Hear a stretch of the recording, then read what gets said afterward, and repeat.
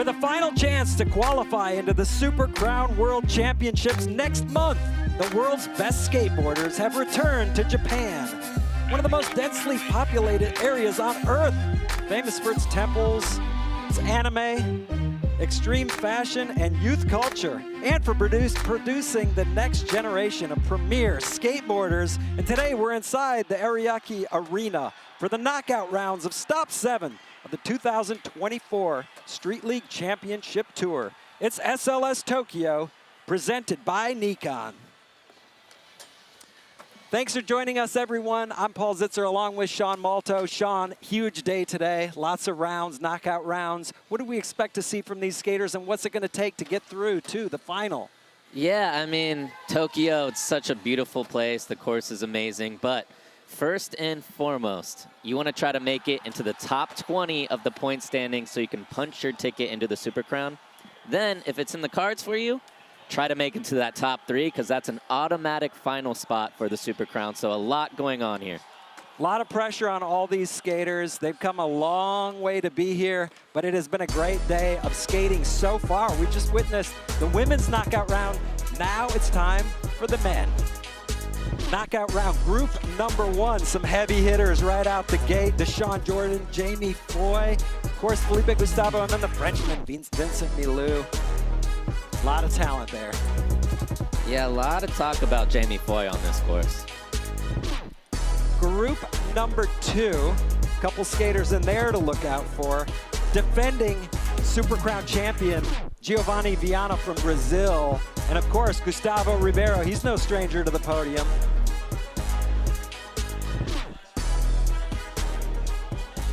It's like to see Manny back in there. Group number 3. Some more real heavy hitters. Kelvin Hoefler, 2015 Super Crown champ. He got another win last year. Braden, Hoban, oh, he's been on fire. He won in San Diego. Sora, Shirai, skating in front of the hometown crowd. That's big. Sora trying to go back-to-back, too. Group number 4. The legend, Shane O'Neill, will be first in. And then the final skater today, Yuto Horigome. Sean, who do you like? I mean, everybody is so good, but Braden, Hoban was on another level in practice. He's just, the course suits him so well. Long, mellow rails, and then his pop. He can skate some of these taller spots so easier, and that'll set him differently apart from everybody else. I'm liking this guy right here from Brazil, Giovanni Vianna. He has been on a tear since winning the Super Crown last year. He's been everywhere. Second in Sydney, second in San Diego, 4th in Paris. He could do it again here in Tokyo. I'm liking it. Now let's check in with the 3rd member of our team, Andrew Cannon. Guys, I like your picks. I think they're great. But you did not mention Yuto Horigome. And I know it's always weird, right? Because we watch practice every single time, and the way Yuto practices is different than everybody else. Everyone else comes out here, they kind of go for it, test the waters, see what's possible. Yuto just kind of rolls around most of the time, okay? But this course has the potential. And if he can do some of those Yuto caliber tricks, I mean, his winning record here in Japan, he won last year, he won the Olympics here. I mean, the odds are definitely in his favor, but can he do it when it matters? Only time will tell, but I know that if he can make it work, he's gonna be hard to beat. Back to you guys. Fair point. Thank you, Andrew. Yeah. He's right. You can't discount Yuto Horigome. But there are so many great skateboarders inside this building today. Yeah. Anything could happen. It's going to be interesting. The top 3 skaters will guarantee their spots into the Super Crown next month from Brazil. But first, let's take a look how Street League works with the basics. There are 2 sections to Street League, the line section and the single trick section. Each skater starts with 2 45-second line attempts, followed by 5 single trick attempts anywhere on the course. Top 4 scores count overall with a maximum of 1 line score. The winner of each group advances to the final with second chance spots into the final for the top 2 ranked skaters that didn't qualify first in their group.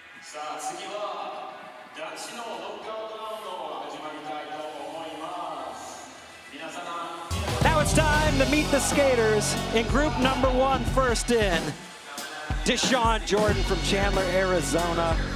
SLS Pro since 2017. He's got one win under his belt. Can he get another one here in Tokyo? Getting his back, the legend, Jamie Foy, former Sodi, and the front runner of the 24 Sodi right now as well. Indeed. Local, Daiki Ikeda, winner of Tampa Am 2022 to put his name in the mix. Got second in Tokyo last year. Can he win here? We'll see. Another former Tampa Am winner, Felipe Gustavo from Brazil. And the Frenchman, Vincent Milou. And I gotta say this, it's good to see him standing up and ready to skate because he slammed bad in practice and he wasn't sure if he was gonna skate. Looks like he's going to. He got folded on that long Nikon bump to ledge. He had a line going from his shoulder to his kneecap of wax. Oh man. His entire body hit that ledge.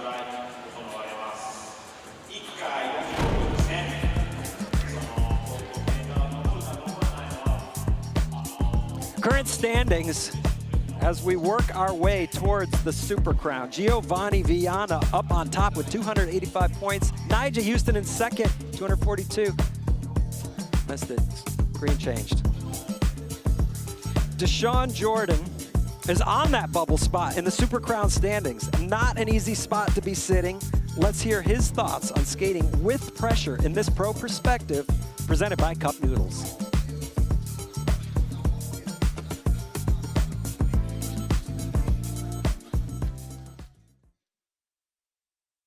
I love it in Tokyo. It's one of my favorite places to visit. I always love coming here. I've been here in like a year, so I'm happy to be back. I always come a little earlier so I can like, you know, tap in with the city, catch a vibe out there, you know what I'm saying? Street skating here is impossible, but it's fun though, you know what I mean? Like, the factors that make it impossible to skate here is just, it's like a no street skating tolerance here. Like, you can't skate anything because they take the vandalizing stuff super serious here. That's kind of like the risk and reward, you know what I mean? If you're able to get tricks, it's like, dang, like he was able to like film some stuff in Tokyo. So I was out here like for Yuto's dunk release. They were going to skating at like 4 in the morning. I can't do those missions, but I like the course. I feel like it's a better one for me. Everything's like longer, you know, like not too tech. You can get tech, but it's a little more challenging, I feel like, for everybody. So it's been dope seeing everybody adapt to the course. Sora looks good. Yuto, Joslin's hucking a bunch. Mota is looking good. Braden, it's a good course for Braden. I feel like it's good for like a good amount of people. Yeah, I'm on the bubble right now with points to get to Super Crown. So, you know, we gotta try to make it happen. Captain.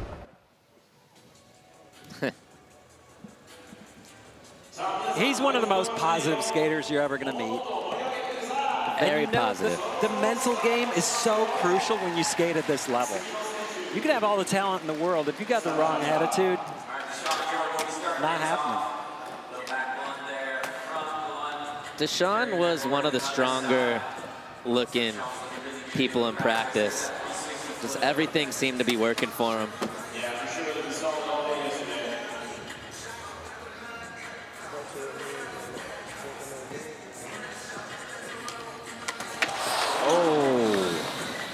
I was scared. That was a really good save.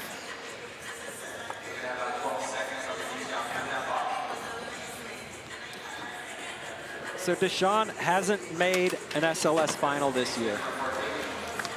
That's rare. It is rare. Wow. He has won a street league though, so he knows how to do it. He's been through the process. You know, he's another one of those skaters that won Tampa Am to really put themselves on the map. And it's one of those things where if you can do that, that's proof you can win anything. Yeah. Because you're going in there against 250 skaters and they're all hungry and you get terrible practice, etc. Yeah. Jamie Foy, Florida's finest, on deck. Dropped one of the gnarliest video parts this year. And out of multiple parts, too. He wasn't just all in on one. No. Death Wish, Dickies, and New Balance. Thrasher cover. It's cool to see a legend in their prime. Ooh. And I think, you know, we talking about the course, long round rails, mellow handrails, that really suits his skating a lot. It's like that front crook across and down. Perfectly demonstrated.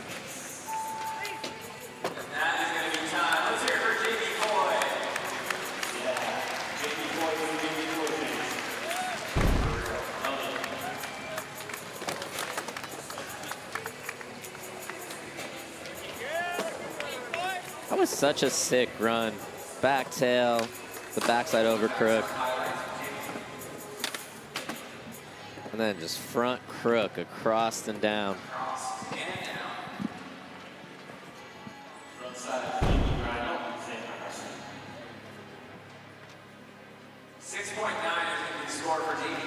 .9. Just getting started. Yeah, it's always hard first group in. Judges got to keep it a little tighter. Daiki Ikeda. Last year here in Tokyo was his first ever SLS stop. Second place for Daiki. He's got skills. When things come together, he is a threat.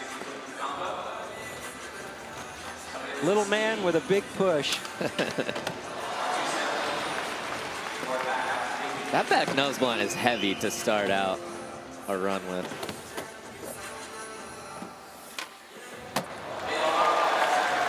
It's a big back three. 7-foot rock gap.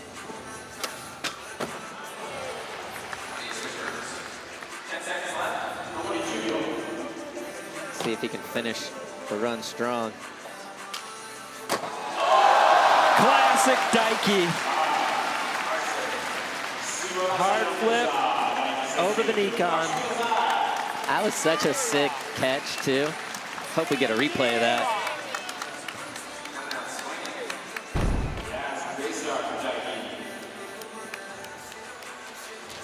Long backside nose blunt slide. That is a heavy start.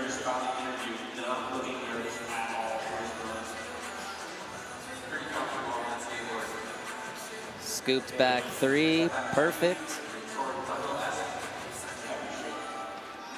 There we go. Yeah, that front foot, he caught it almost in the middle of the board and then shifted over to bolts.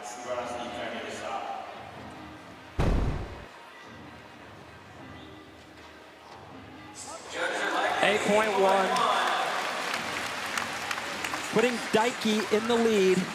Remember, if you win your group, you move on to the final.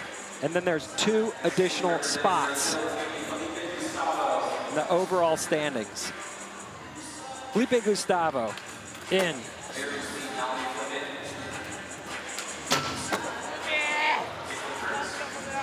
Felipe, famous for, I would say he's famous for skating to perfection. It's almost like if it's not perfect, he's not having it. Yeah. I mean, that switch flip front board wasn't perfect, but well, right, of course, right when I'm making the point, right? Look, he's flipped his board every trick so far. That's the first time he didn't flip his board.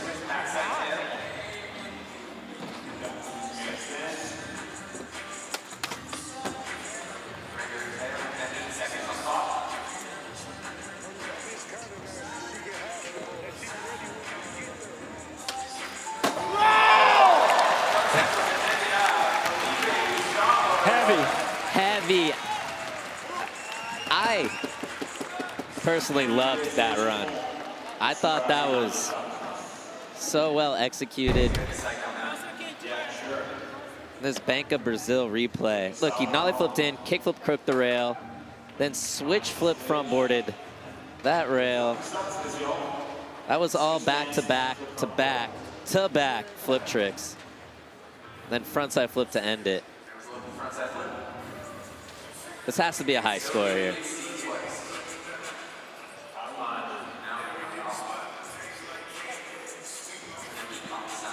He knows it.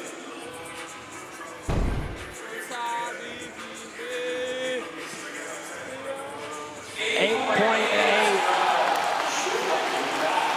On his first of 2 lines here from Tokyo, Felipe Gustavo. Vincent Milou on deck. We mentioned slammed bad in practice. I actually talked to him right before this. He wasn't even sure if he was going to skate. Yeah, he straight up told me he wasn't. Okay. Yeah, he was like, I can't do it. So things went from bad to worse, and now maybe better? And then that's the trick he slammed on too, so it's good to see him get back to it. But we started to talk about the championship and the points and just him needing anything to get to further his efforts to get into the Super Crown.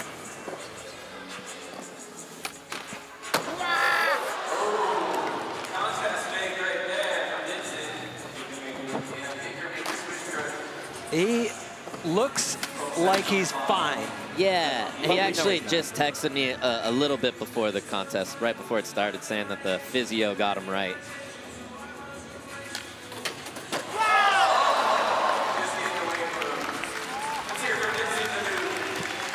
Yeah, going from thinking he wasn't going to skate to try and kick the front lip on the big rail.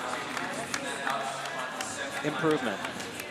He's ranked 14th in the standings coming into this. So this is how aware people are about the standings and trying to get to the Super Crown. We were talking about it, and he was saying he thinks he just needs to get into the top 20 spots in this contest, and that should propel him in to be okay. And he knew exactly where he stood and who he needed to get in front of, so it is a game. Dashawn Jordan in for his second of 2.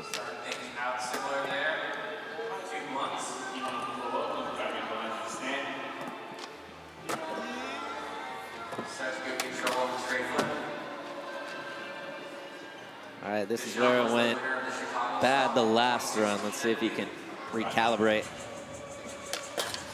There we go. Beautiful.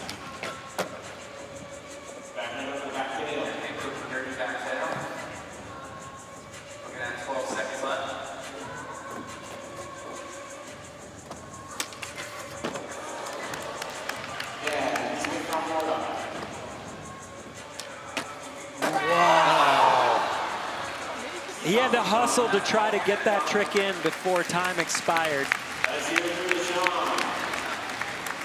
And I know I was talking a lot about wax before, but nose blunt sliding, a long hubba, can get a little sketchy up there. It's good to see him make that back over crook. Even that locked in a little heel at first.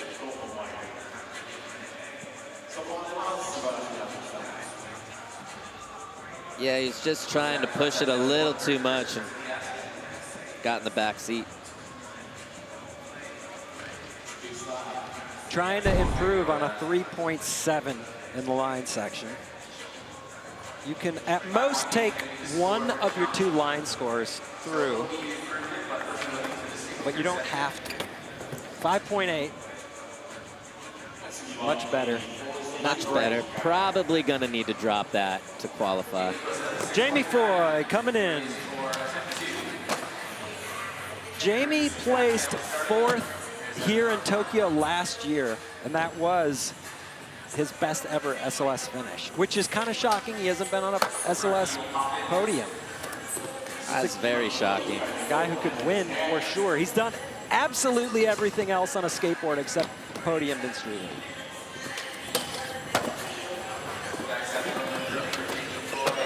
When they emailed that course over a couple weeks before the event, everybody was saying Jamie Foy. Oh, and that's why. Because he can do things like that.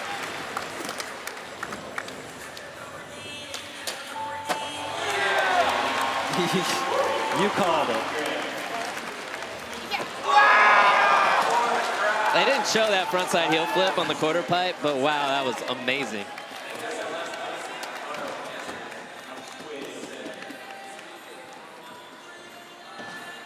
That's what we want to see.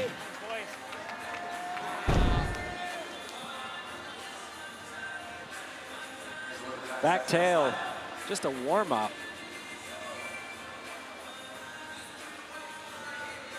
This looked all routine for Jamie Foy until up the front crook, pop to front feeble down.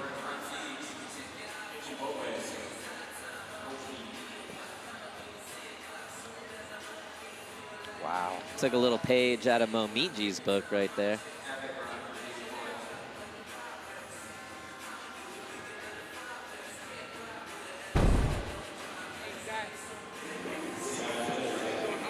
It's nice to be able to bust out smiling because you're ripping so hard. 8.4. Good enough for second place. Remember, the winner of each knockout group guarantees their spot in the final. And then the top 2 overall also join them. Daiki Ikeda coming in for his second of 2 runs here from Tokyo, starting off with a beautiful back nose blunt.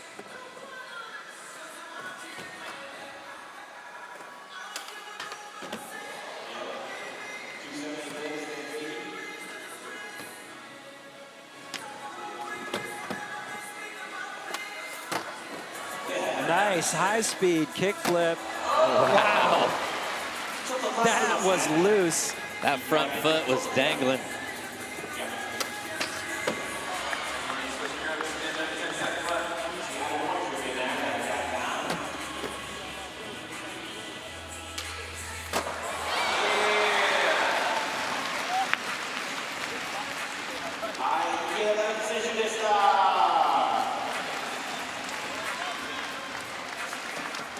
Daiki getting it done out here. He's so sick. Starting out with that back nose one again.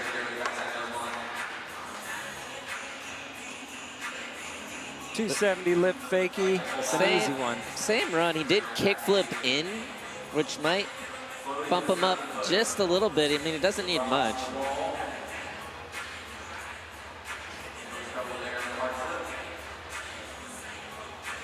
Currently in third place, trying to catch Felipe Gustavo's 8.8. So a slight improvement. It's going to help.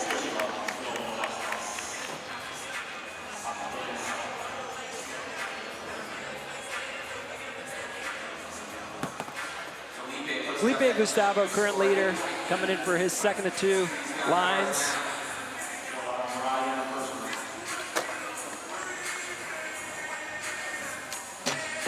Wow.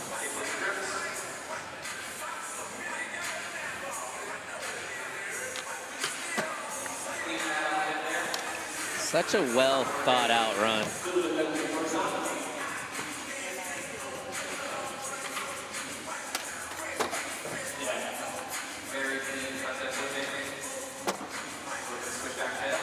Too clean. It's really something else. That's the thing with Felipe. He doesn't skate as fast as some of the other people, which means his tricks have to be more impactful. And he pulls it off. The kickflip crook, switch with front board, switch back tails, the switch flip over the knee consign. That's gotta be a tough way to approach skateboarding when you're doing the world's hardest tricks, but it's not, for him, it's not about landing them. It's about doing them perfectly. Exactly, and he has to. And that was the thing, you know, like on paper, he probably shouldn't be as good at contest as he is, but he can just do these hard tricks so consistent. First 9 of the weekend here from Tokyo. Felipe Gustavo on his second run. 2/10 of a point of an improvement from his first line score. He's He's looking good. We've seen this Felipe before. Yeah, and that was definitely a contest switch flip for him, but perfect. Yeah. See if he can keep this going all day. Wow, 9 club out of the first group runs. That's Pretty good. just getting a 9 in the line section. We know that's tough. That's really hard. Vincent Milou, we talked about him slamming in practice. He came back pretty strong on his first line. He's going to need to do better, but I mean, like you said, he told you he wasn't going to skate, and here he is. Yeah, and this is a trick that got him too.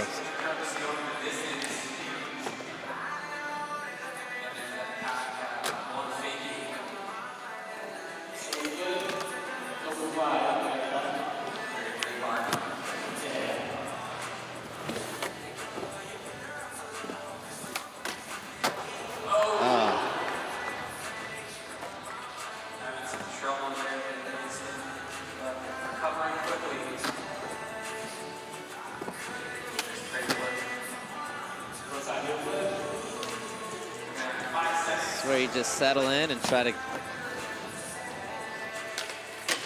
Oh, there you go. That is an incredible recovery, because that slam, we saw it.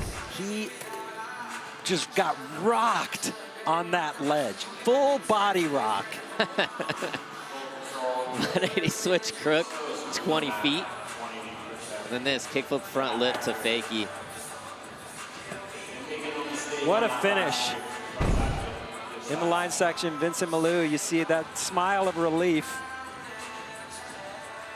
7.5. Hey, if I'm a judge, I'm going a little higher just for the recovery factor alone, but I'm not hating. Nah, 7.5 is solid. I think if you were to tell him an hour ago that you were going to give him a 7.5 on his run, he would have took it all day.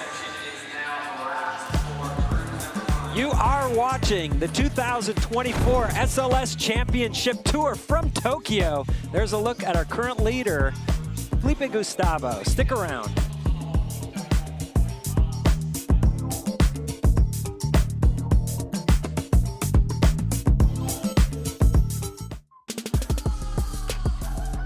We are back inside Ariake Arena in Tokyo for the 2024 SLS Championship Tour. Stop number 7. What a year it has been so far, Sean, and it's shaping up to be a great day here from Tokyo. Yeah. Current leader, Felipe Gustavo from Brazil. This is knockout round group number 1 of 4. Top 6 skaters on the day advance to the finals tonight. What I think is so cool about this course is so many people like it, which, you know, makes for a good contest. Everyone's having fun. Everybody can figure it out. Everyone feels confident. It's fun to watch. Really fun to watch.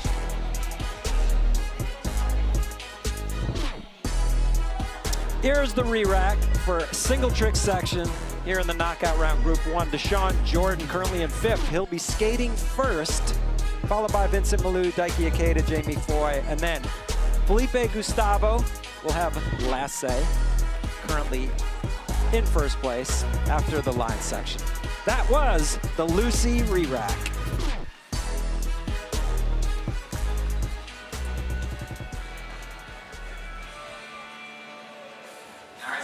A lot of options on this course. Something for everyone. But as we talked about, those rails and hubbas, big time. You gotta know how to hold your tricks there.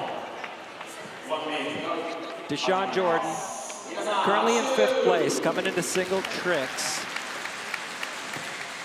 He'll be in first.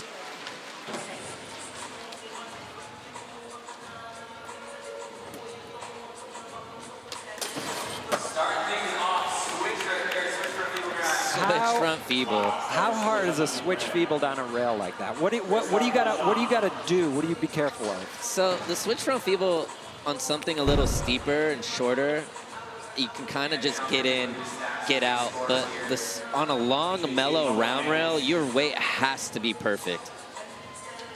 It makes it so much harder. And Dashawn, he did that as good as you can possibly do it. A lot could go wrong. 7.8.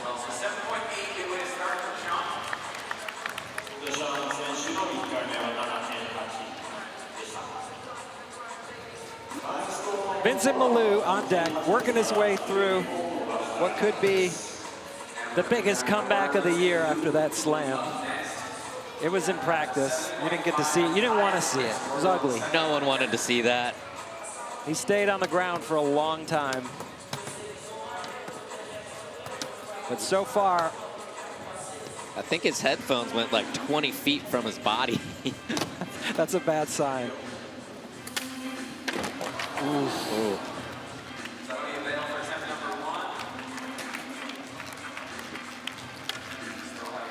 You see how long that hubba is when somebody fails to get on it. Daiki coming in. So this is the cool part. Dashawn went for the round rail.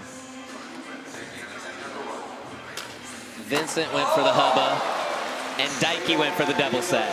I love the variety of the routes. No one's just sticking to one certain spot. So as a point of reference, that double set is what, 4 feet longer than the gap over sign? I mean, that is a long jump.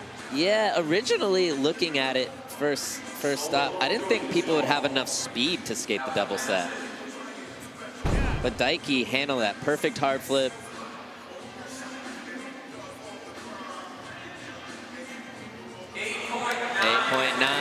Great score for Daiki. He moves into the lead with 2 solid scores on the board. I know Joslin liked that score.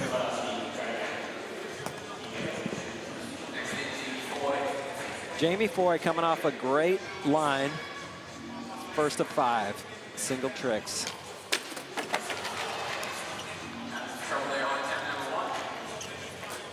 I think he was going for the frontside 180 switch feeble. Just coming up short.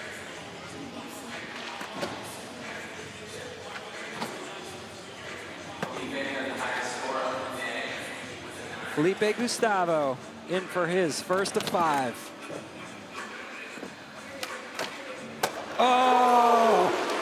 It's fun to watch Felipe skate when he's feeling it. Yeah, he's feeling good right now. He's been putting in a lot of work. In between contests, kickflip crook, this bump to ledge for the Bank of Brazil replay. And it gets a little repetitive talking about how perfect he does everything. But I mean, that's what he brings. That's what sets him apart from every other skater in the world, is perfection. Yeah, his technique is flawless. Judges didn't love the kickflip crook. He kickflip crooked the rail in his run, and judges don't like to repeat the trick. We did talk about how gnarly that bump to skinny ledge is, but I suppose like a crook up there is a little different than, you know, something where you're fully committed over it. All right, Dashawn Jordan. Switch front blunt. Little sketchy getting into that one. Probably a little bit of wheel.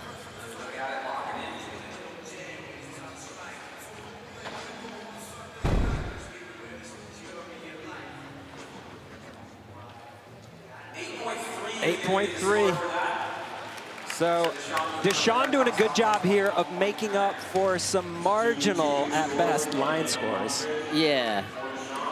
Just doing what he can, applying some pressure. Vincent Milou. All right. He's in a little bit of the danger zone. His first try here. Wow. Kickflip front tail fakie.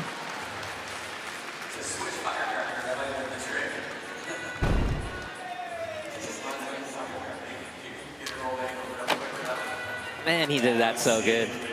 He has such an aggressive flick and catch. He stomps his tricks. It's fun to watch him skate. Surfed that one out.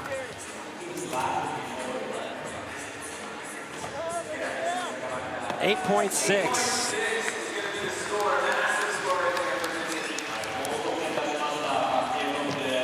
Clawing his way back from that slam, Vincent Milou. Now we move on to Daiki Ikeda, sitting in second. Needs a 4.8 to move up into first place.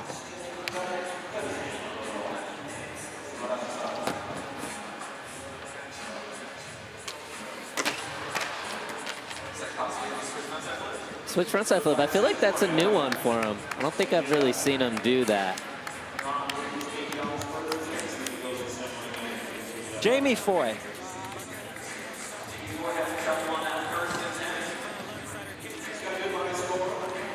Trying to make his first single trick. There we go. The grapefruit grind. The grapefruit. Not too many people do that trick. Nope. Do you do that trick? Nope. It Definitely seems like a danger. There's like a danger factor when you're getting those back wheels up and around. Not like that. Gons did it. Video days. Remember that? Pop out to regular. That was on a curb, right? That was on a curb. But yeah. I mean, I'm not taking anything away because he invented it in video days. But here we are doing it down long, scary rails. And a lot of people bring it out to regular. I kind of like it just straight to switch. I think it looks cool. 8.6 for Jamie Foy. He's in third. Remember, winner of each group locks in their spot in the finals, and then beyond that, it's top 2 overall from the 4 groups. Felipe Gustavo. Oh. It's funny, that was sketchy for Felipe Gustavo. That was sketchy for him, but nothing touched the ground. No toe drag, no heel. It just kind of back foot slid just a little bit on the grip.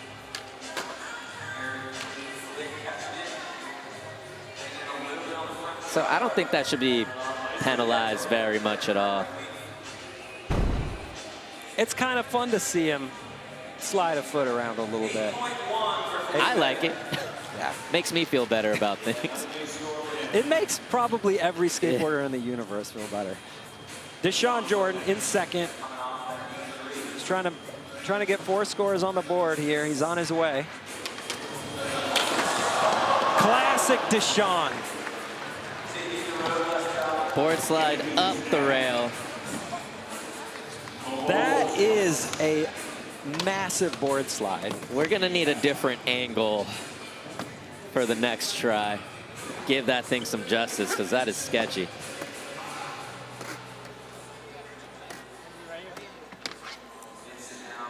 Vincent kicking Dashawn out of the spot.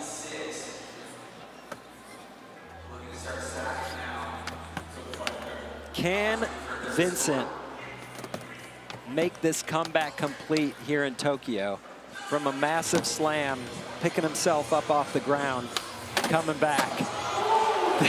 Wow. That is a trick. Switch front nose blunt.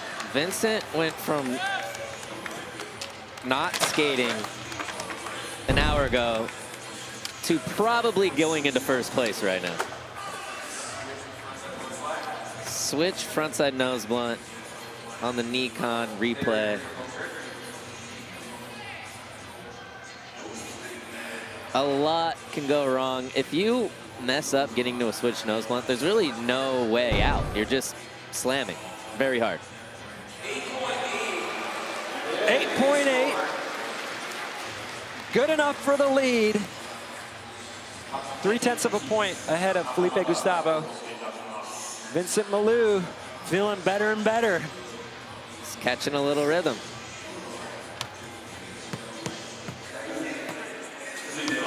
Daiki Ikeda just needs a 7.8 to grab that lead.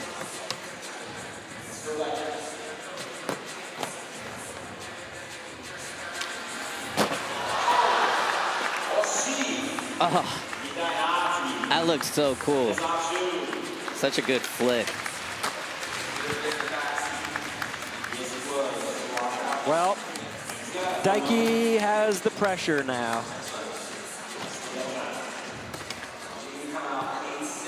Jamie Foy, 8.0, puts him on top for now. Ooh, the pop out. Shows you he knows what's up. I like that too. Faking that grind just to show you he can do it all. Yeah, frontside 180 switch crook. Kind of a stock trick these days, but Jamie made it look really good. I don't think this is going to be an overly high score. I just feel like a lot of people in the contest can do that. But it should be pretty solid.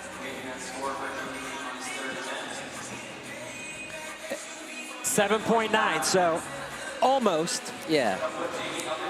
Oh, but he is in that top spot. Okay. We got a tie going on right now. Felipe Gustavo trying to just keep it going here. He seems to be on a roll. That's as sloppy as you're ever gonna see him get with the hand drag. Still look good. That's a hard one because I feel like, you know, we don't do the throwaway at Street League, kind of count everything. But unfortunately, that hand drag, it's a full palm on the ground. He's gonna get deducted a lot.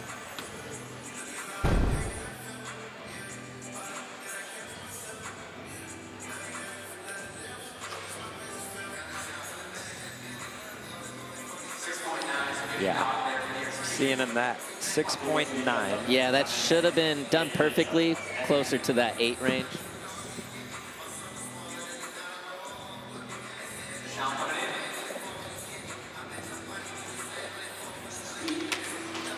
Oh, usually when Dashawn falls on that trick one time, you know he's gonna make it the next time. Yeah, it's just so long. You can tell it looks like he's in a great spot at the start, and then its weight slowly shifts over to the right side. So Dashawn isn't going to be able to win the group, but we've seen some people squeeze through at certain events with not the best scores. Vincent Milou. I wonder which route he's going to go. What's fun about watching Vincent skate a lot is he has so many tricks and he is very unpredictable.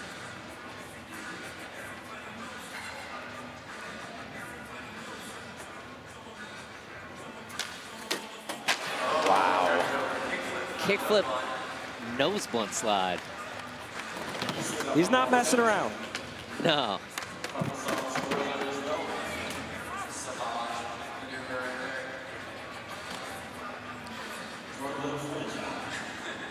Daiki trying to get something going here.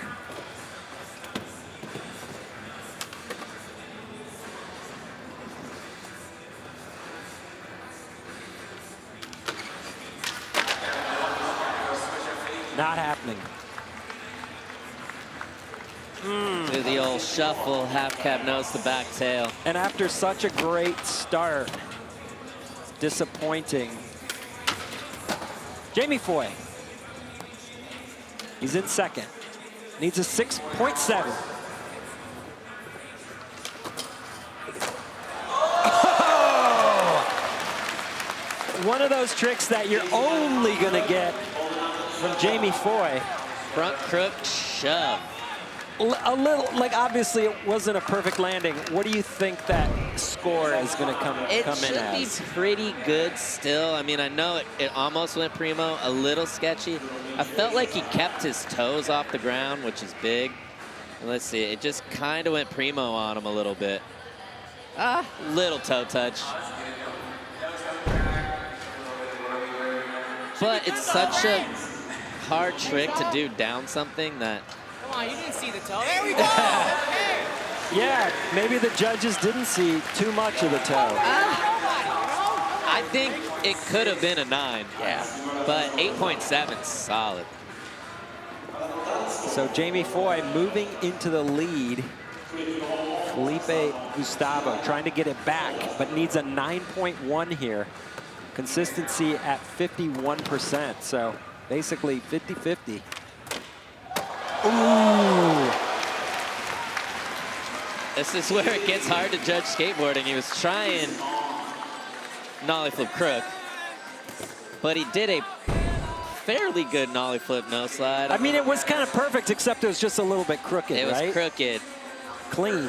But these judges are all skaters, so they know. He was going nollie flip crook. He just missed it a little bit. Landed clean. I don't think it's going to get him into first, but it should drop that 6.9. Yeah, for sure. Yeah, it'll set him up for his final try. That was easy to come out. Put him in a better spot to win the group. 8.3. So you're right.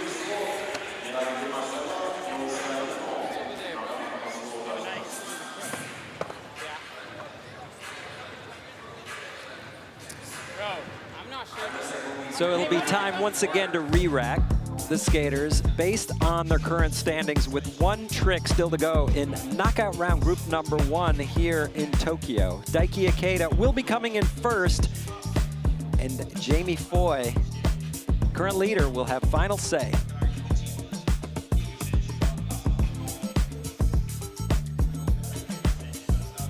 It's just been a fun day so far here in Tokyo. Great skateboarding already. We're just getting started. Great skating and a lot of different variety.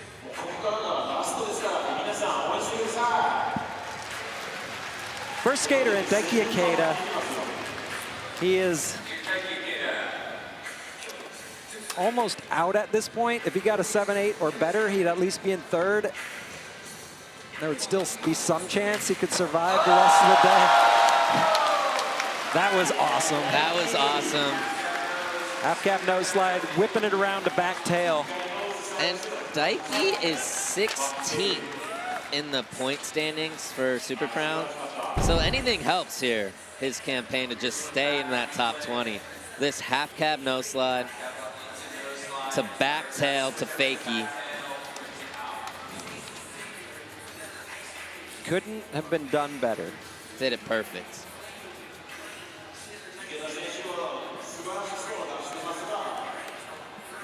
He's not going to make it to the finals, but this could help him get to the Super Crown. Great score.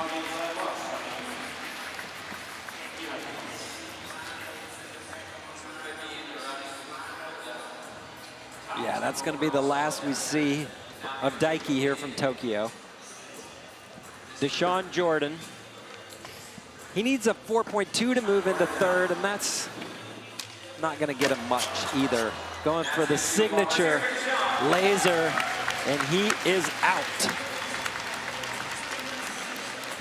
As we move on, Vincent Milou coming in. An 8.8 moves him into the lead. We know he can get that and much more. Yeah, kickflip nose one slide is in the club 100%.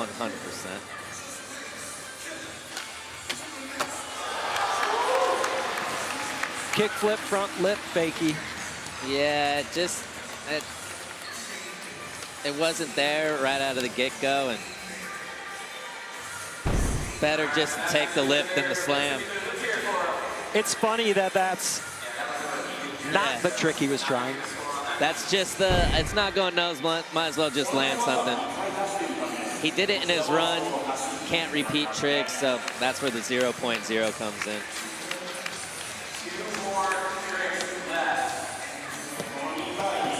Felipe Gustavo and Jamie Foy, the top two, final two to skate.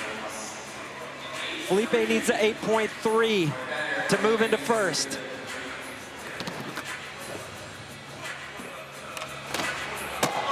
Okay. Break it down for us, Sean. There we go. That's what he was looking for in the beginning. Nollie flip crook, getting up and over that one to that head-high drop. I always felt a little awkward nollie flip crooking on something, a bump to a tall ledge like that. Pinched it perfect, landed perfect. He's going to get an 8.3 or better, right? Definitely going 8.3 or better. I mean, the nollie flip nose got an 8.3. Nollie flip crook.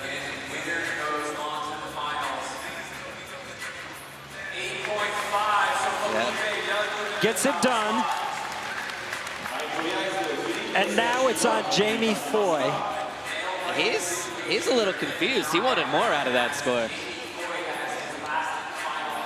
So once again, the winner of each group advances to the final, flat out. And then at the end of the day, we take the top two highest ranked skaters that didn't win their group. You want to win your group. That's the end of the story. So Jamie's going to finish with that 33.6 and hope that holds up throughout the day. But congratulations to Felipe Gustavo for winning group number 1 and punching his card into tonight's final from Tokyo. Man, that's unfortunate. That Jamie Foy figgy back lip is an easy trick for him. It just got away from him. Group 1 results. Felipe Gustavo, 33.9, taking it home. And Jamie Foy getting that second place spot, 33.6. He's still in the running. I mean, technically, Daiki Ikeda is still in the running, but that 26 is definitely not going to hold up. Vincent, Milou, and Dashawn Jordan will be going home. Here's a look at knockout round group number 2 coming up next. The Canadian vet, Ryan Decenzo, will be first in. And then the Puerto Rican vet. You're right. Manny Santiago. That's an international field right there. And we have the Super Crown defending champ coming up. Felipe Gustavo, first to advance. We'll be back with knockout round group 2 when we return from Tokyo. Street League Skateboarding is brought to you by Monster Energy, Unleash the Beast. By Dios Azul, the tequila that changes everything. By G-Shock, the official timekeeper of Street League Skateboarding. And by Rumble Sports. Download the Rumble app today, your home for exclusive SLS content.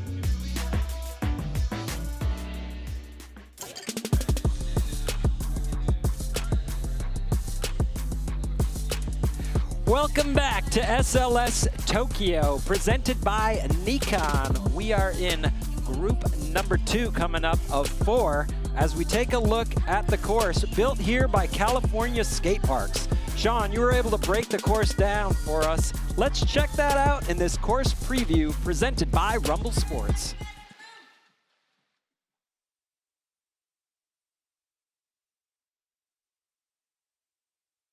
What's up? I'm Sean Malto, and this is the course preview presented by Rumble. This thing is actually my favorite. You can go across this way or across and down this way. Braden Helbin, flat bar extraordinaire.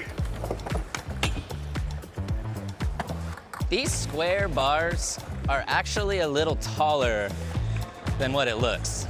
But the cool thing, this long Nikon sign, go bump to it and do the whole thing over the stairs or just kind of skate it as an out ledge. I feel like most people are gonna go the distance though. All right, well, he handled that. Bump to double-sided weird ledge up top. I'm definitely not skating this. There we go. I feel like everything here has a couple different ways to skate it, which is nice. This bump, you can go over, you can go onto the hubba, the long ledge, or you can skate as a little shorter ledge. The square bars, you can bump to the square bars, but that's really gnarly. The little crosswalks, like Shibuya Crossing on the course, pretty sick. So last but not least, the center focus of the whole course, this Nikon sign.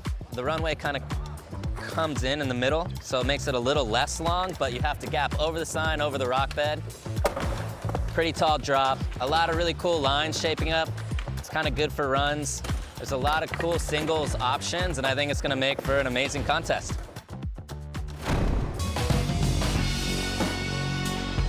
And now it's time to meet the skaters in group number 2 of 4 here from Tokyo.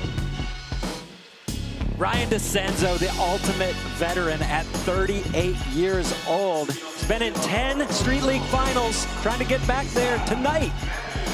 Then we have the 39-year-old Manny Santiago from Puerto Rico. And from Japan, winner of the UCI Apex number 3, Kairi Netsuke. Former SLS champion Gustavo Ribeiro from Portugal. And current defending SLS Super Crown champion from Brazil, Giovanni Vianna.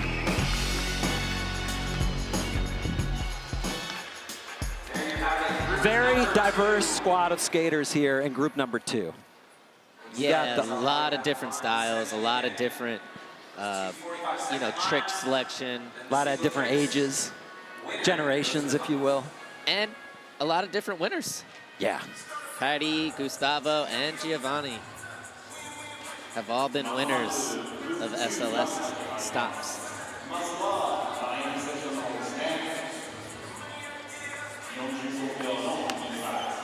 So Ryan Decenzo, the Canadian, first in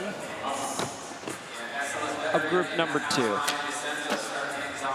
And we've been talking about it now for years, how as a veteran, usually people start to slow down, but Ryan has just defied his age. Yeah, he's been killing contests for so long, and he's just continuing to do his thing. He almost got his first win last year in Chicago. That was close, really close. Finished second. I'd love to see him get back to the final, set himself up for another go at a win. Wow! Ryan getting it done. Frontside flip over the Nikon sign. Fashion that truck on the ollie on the quarter pipe, right at time. Ryan Decenzo.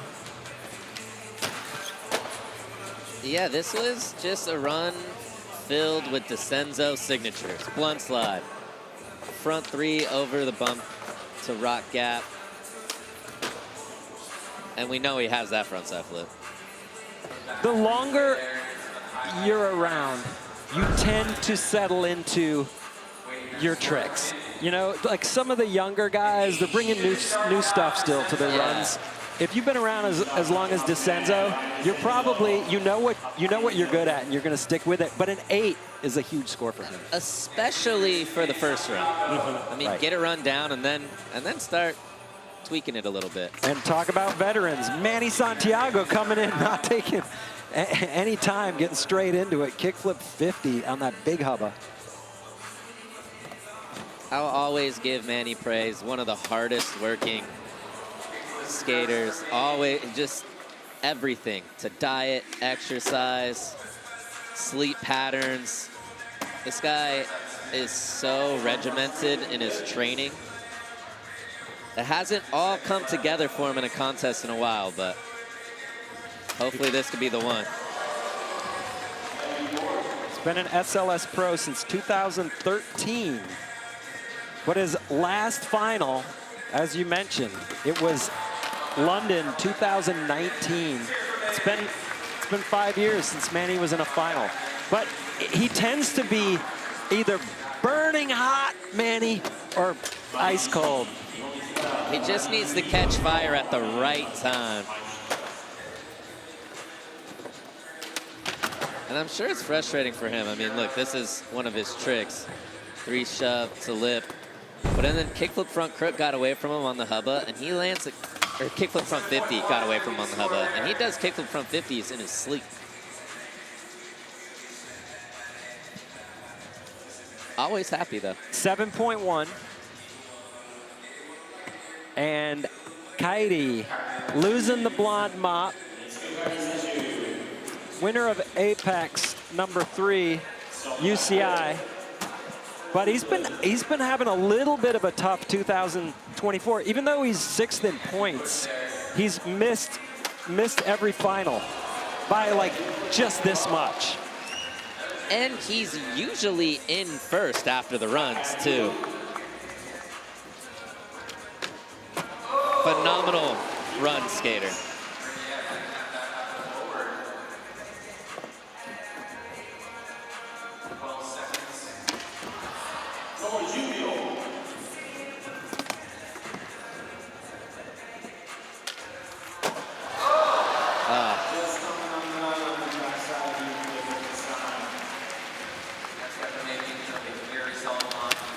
I mean, that was close. He almost had it. A couple things getting away from him late. Look how high he popped that.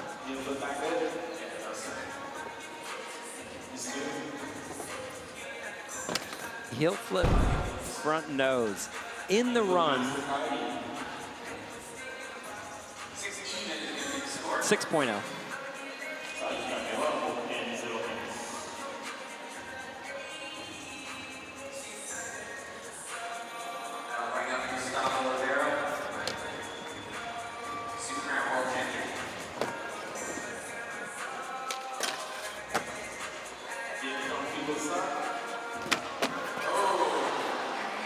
Gustavo Ribeiro, almost always good for a perfect run, at least one of them.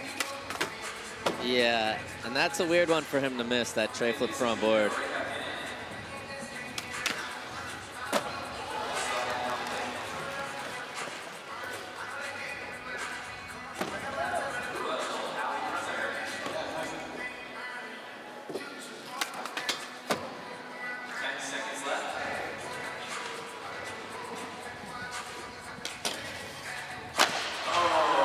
That's another one. Even though it's so crazy to think that he should make a crook nollie flip down that rail, I mean, in his case, it's almost like extra time to set up. Yeah, and once he's locked in that crook, you kind of expect it to go down. But that's when, you know, when you add some length to a rail, it does get you off balance a little bit.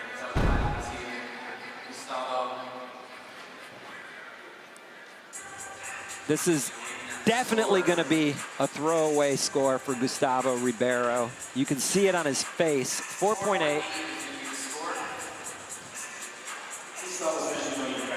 He did say that this is his favorite course he's ever skated. Wow. So expect big things in run #2. But first, defending Super Crown champion Giovanni Vianna. And his 2024 has been stellar. 2nd in Sydney last month, 2nd in San Diego in April, 4th in Paris back in February. So solid finishes across the board. Yeah, him and Sora went toe-to-toe in Australia. That could have gone either way.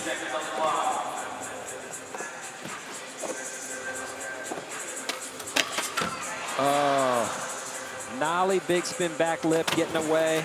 5 seconds left for Gio. Front crook off the drop.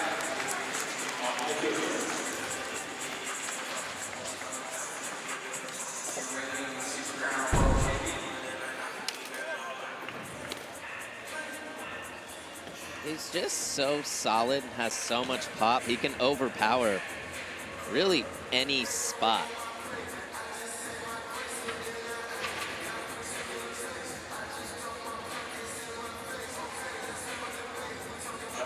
Classic front crook to end it. Looking for an 8.1. It's going to get a 7.5. That's not bad. So after the first runs, Ryan Decenzo in the lead, an 8.0. I love to see this. His story, I feel like they should make a movie about Decenzo soon. Documentary? Yeah, but maybe a drama. Okay. You know, starts with the history of Red Dragons. He's got to get the win, though, first. We need him to win one. Could do it here in Tokyo today. Got to get the win to finish the dock. Switch feeble, back to forward.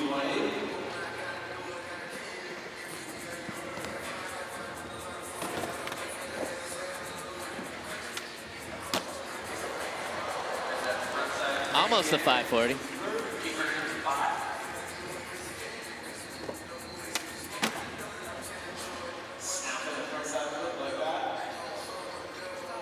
All right. Oh.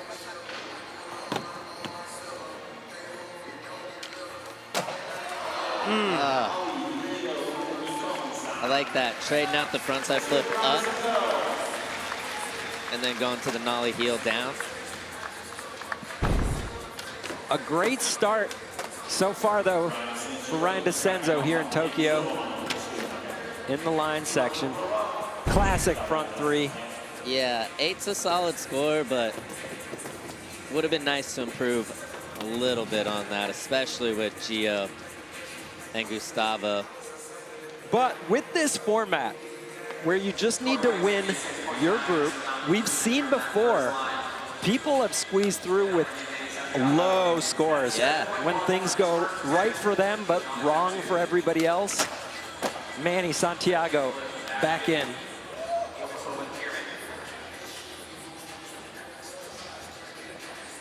Manny's so fun to watch when he's on. I want to see him bring it all together here.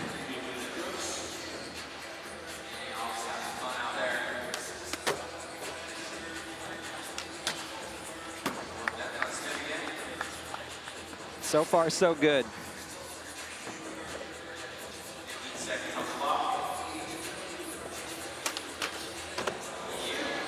Here we go. Just reset a little bit. Make sure you can flick this kickflip. He's got it. Weird throwdown. Yes. All right. Manny Santiago coming through. The tongue's out. He's smiling. He's having a good time. I mean, he's like, about time all this hard work pays off.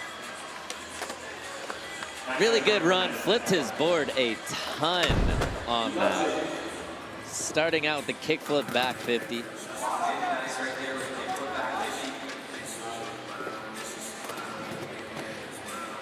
That kickflip crook is not easy in the middle of your run. And then to end it with the kickflip front grind And round it out. a point to be made here is Manny Santiago is one of the skaters who's not in the top 20. He doesn't have his ticket to Brazil punched yet. That can change here in Tokyo. 7.9, great run score for Manny. All right, this is the first time I'm saying it. That was a little low. I like what you're saying. I don't agree with that. I think that was a little off. That one should have been, I thought, definitely in the 8s. Fair. Kairi.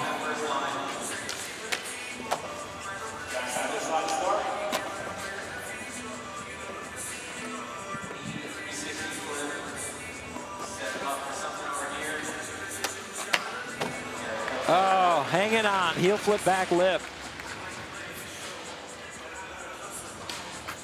How amazing is it to just do a half cap heel into the bank in your run? Wow.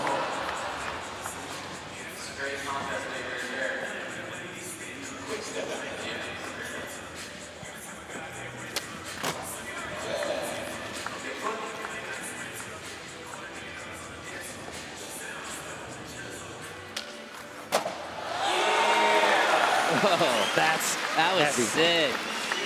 Late turn. Okay, so Decenzo up on top with the 8. Now Kairi coming through with this run.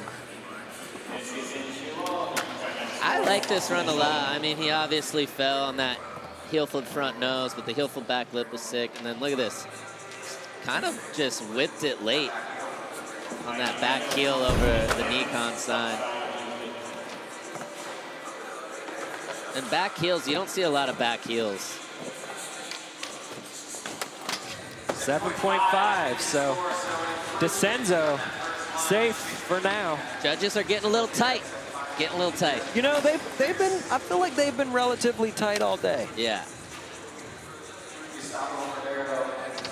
They're not throwing 9s out like candy. I felt like either of those runs could have been in the 8s, but both fell into the 7s. Okay. Here we go. Good start for Gustavo on his second run.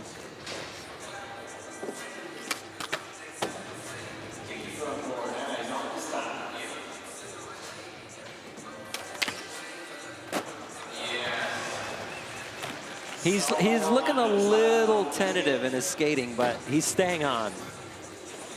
Yeah, he's definitely making sure everything's going the right way. I mean, here it is. Here's his whole run right here to end it. Wow. I mean, we're all confused on how that didn't go down. Which is funny. But come on. When one of your main moves becomes a nollie flip out of a crooked grind on any size rail, that's a tall order to deliver every contest.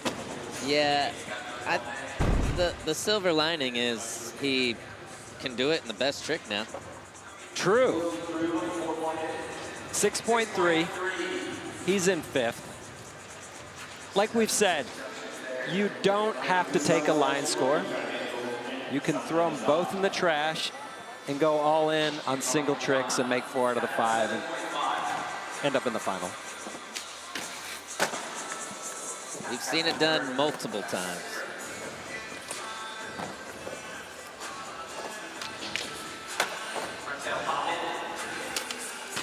Oh no! The Euro gap. It's always so annoying when the Euro gap gets you.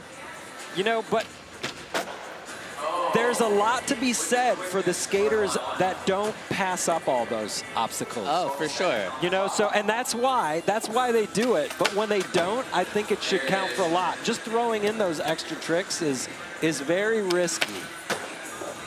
I mean, he recovered nicely. Yeah. I mean, even though he missed the heel flip, it should be an improvement on a 7.5.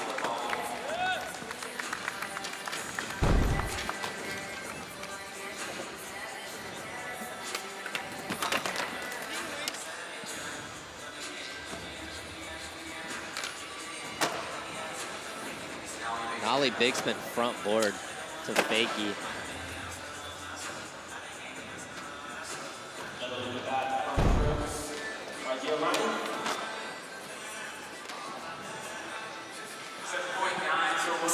.9. So the judges recognizing everything he did, but also saying, well, you fell, so. I mean, if you're gonna miss something, you might as well miss a heel flip up the Euro gap, right?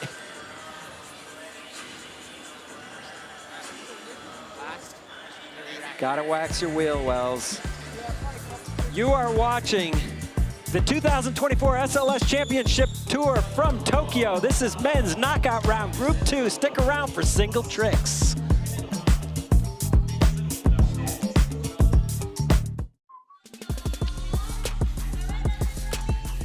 Welcome back to the 2024 SLS Championship Tour from Tokyo, Japan. There are some sights to behold here in this city, and it is a great time and a great day for skateboarding. This is SLS Tokyo, presented by Nikon. We are in the knockout round, group number 2, and this is the Lucy re-rack. Start order for single tricks coming up here in group number 2. Skaters will be skating in order of their current standing. Gustavo Ribeiro, uncharacteristically, in 5th in his group right now after the line section. He'll be skating first. Ryan Decenzo, the Red Dragon Canadian veteran, will be skating last. I'm Decenzo's biggest fan, always. I want to see him go to the final here and get his first SLS win. But stick around for all that. All right, Gustavo Ribeiro first in the line section. Single trick section. Going for the crook nollie flip, and it's not happening for him so far. Should he stick with that or move on, Sean? I think stick with it. I mean, it's not very often he misses it, and I don't think he's gonna miss it 4 times in a row. It's there, just needs to get the right pinch. Kairi in. Late backside big spin.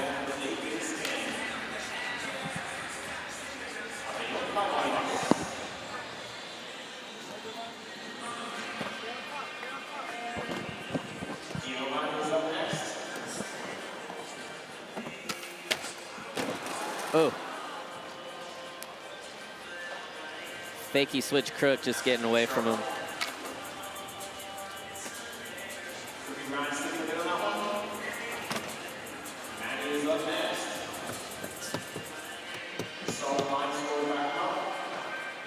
Manny Santiago. Manny has a little window right here. I want him to jump through it. Everybody's kind of falling. All right. Manny is typically white hot or ice cold. I'm feeling the heat right now. Yeah. I want to see him turn it up to 11. And I want to see him and Decenzo go through to the final. It's time. Couple 30-year-olds in the final, that'd be nice. That would be nice.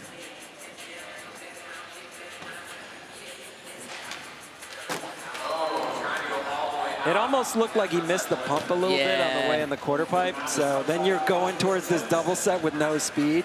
That was a bad roll in. I wish he just would have reset after that.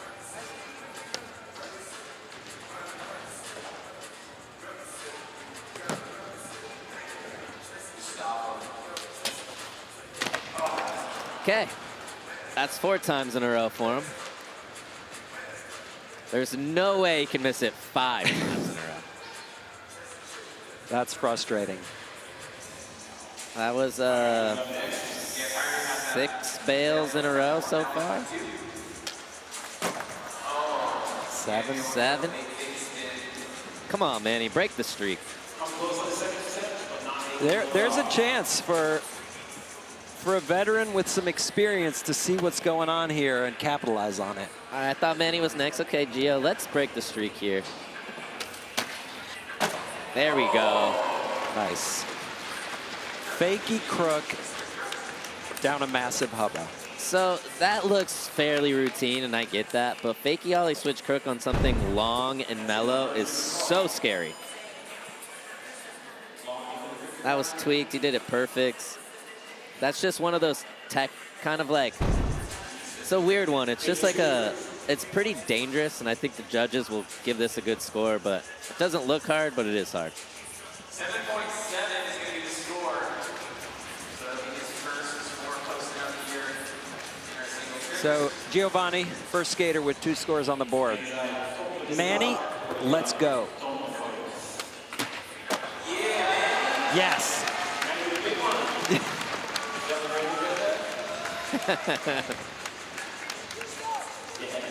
Oh, man, he's catching a little fire.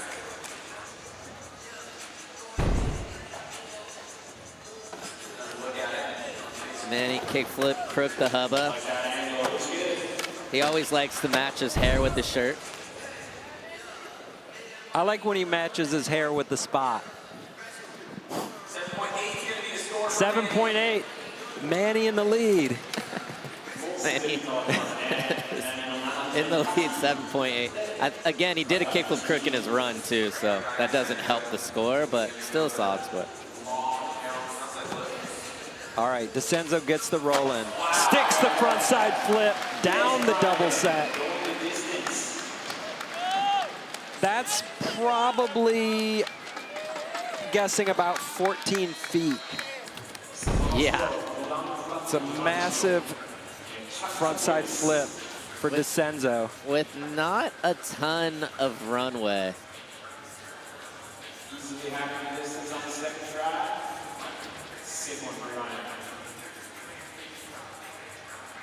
But here's the other thing. He frontside flipped the knee consign in his run. Still 8.8. New leader, the Canadian Red Dragon veteran. So far, look at this. The 38 and the 39-year-old, top two in this heat right now. Can Gustavo bring it together here?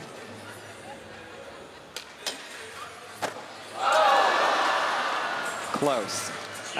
You know when you asked me if you should have moved on? I think you should have moved on. I mean, that makes for a long trip halfway around the world when you come out here and just fail the same trick 5 times in a row.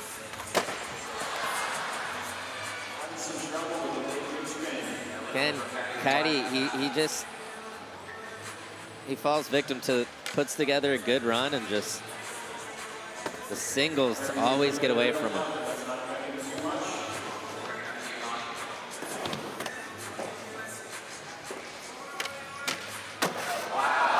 Classic Giovanni. So he only needs a 1.3 to move into first. He'll be way up in the lead. Yeah, I mean, cab front board. This Bank of Brazil replay. Up and over. It got a little swirly towards the end. A little power slide. Let's see if did his hand touch? Nope. Kept it off the ground. Giovanni, first skater in this group with 3 scores on the board when this one comes in. See, I think this is 8.1. I was talking to the judges. I do think that this is one of the harder courses to judge because there's so many routes that you can go. And I think it's some apples and oranges happening, like bump to high ledge versus long hubba. Yeah. Right? And some people just think that locking in on the trick and holding it is harder, and some people think that taking a head high drop is harder. It's just like, yeah, like you said, apples and oranges. It's just tough to judge. Let's keep it going. Decenzo needs a 7 even.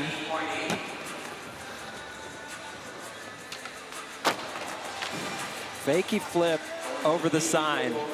Heavy move. A straight fakey flip when you kind of got to go up and over something is so respectable. It's so hard to do.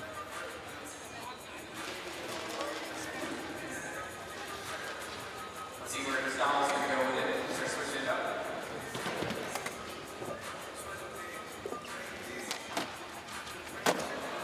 up. He's going to crook nollie flip something. That was kind of robbery. Looked like the back foot bounced off on the landing. Took it to the knee. He's going to be out, but he wants to land something. And preferably a crook nollie flip.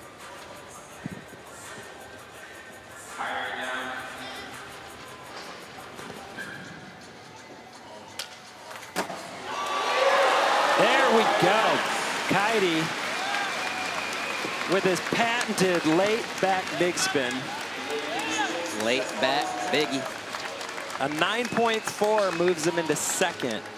I don't think we're going to get that out of this trick, but it's going to be improving his score. By how much? Up and over. Fully rotated.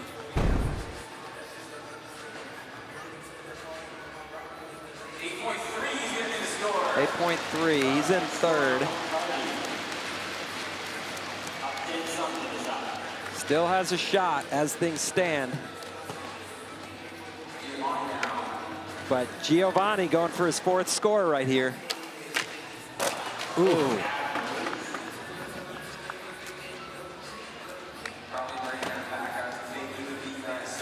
I like how respectful this crowd is. No one's going to boo a bad score. No, they'll discuss politely later. Yeah. Manny still up in the mix. Needs an 8.1 to take the lead. Come on, Manny. Yes, Manny! Varial heel backboard.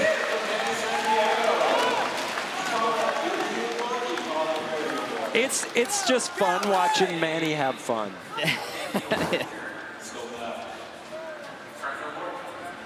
I love that varial heel backboard on a double-sided ledge. So does that get him the score he needs? I think that gets him the score he needs. That should get him the score he needs. He did it perfect. It's like technically a very hard trick.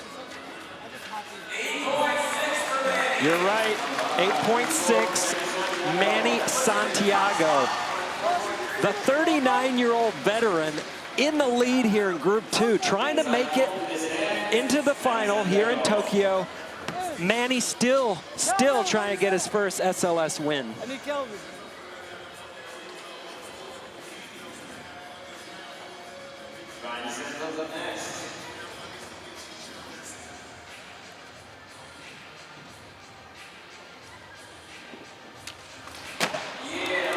Wow, Ryan Decenzo sticking the fakie flip over the Nikon sign. Needs a 7.6. Another one of those guys, you know, we were talking about it earlier, he just has the ability to land so graceful. That fakie flip didn't look like it was anything. It looked like he was doing it over a curb.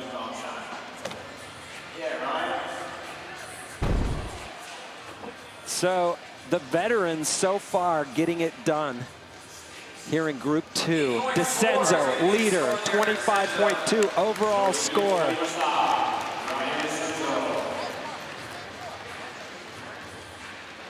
It should be noted, with one try still to go, these guys still, nobody has 4 scores yet.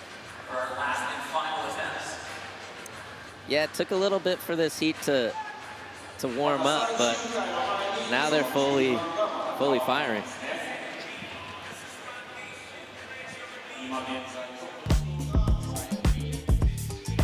Taking a look at the Lucy re-rack for last trick attempt in knockout round group number 2. Gustavo Ribeiro, uncharacteristically, sitting in the bottom of the pack. He'll be first in, followed by Kairi, Giovanni, Manny, and then Ryan. Decenzo will have final say.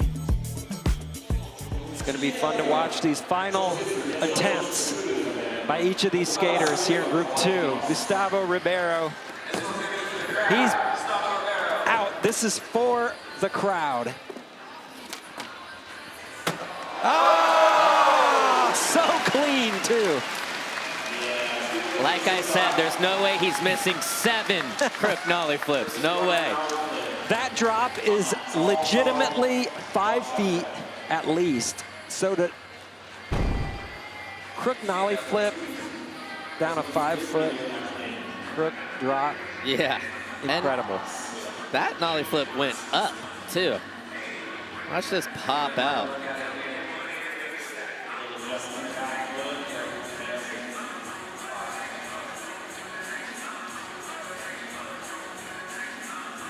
Yeah, that one looked so good.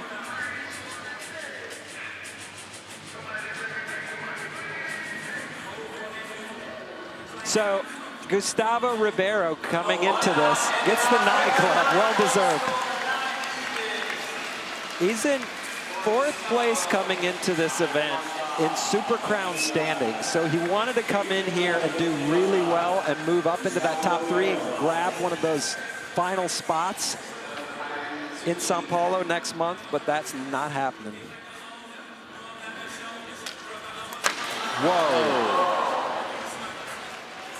Trying to up the ante there in a big way. Kairi Netsuke, he is out.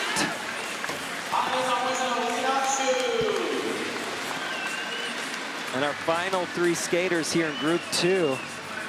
It's going to be a battle here. They're all in a position to win. Giovanni Vianna has to make this trick right here. And he does it. Cap front nose, fakie down that massive hubba. Yeah, I mean, this is the defending champ. And this is one of his signature moves, too. Sure, he's not used to doing it on something this long, but cap front nose to fakie. Coming out a little bit early, but he did it pretty perfect.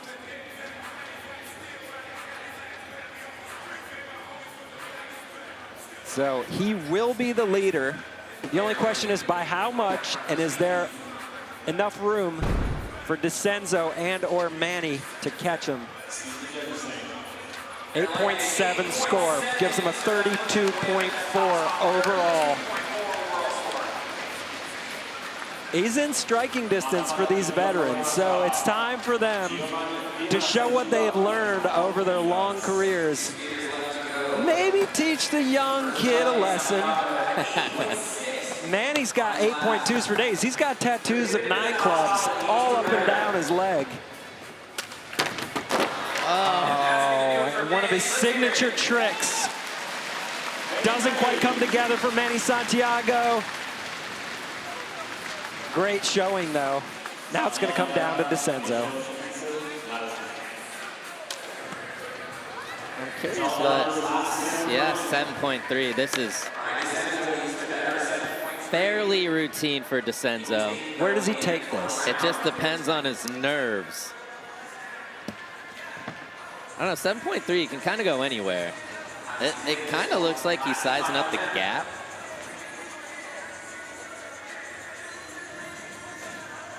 Would a switch front 3 over the gap get it done? Oh, yeah. Okay. Setting up regular, though. Setting up regular.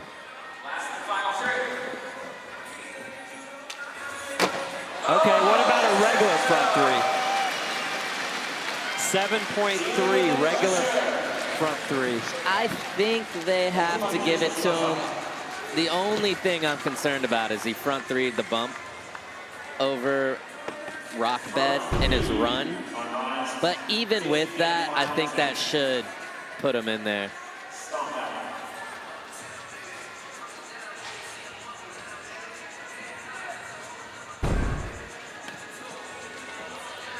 So it's up to Kelly, Hart, Big Cat, Billy Marks. They get it done for Ryan Decenzo. 7.5. The veteran moving on to the final. We mentioned it, his best ever SLS finish was a 2nd place. He is still trying to get his first win. He's been an SLS pro since 2013. Getting congratulated there by some absolute legends and upstarts.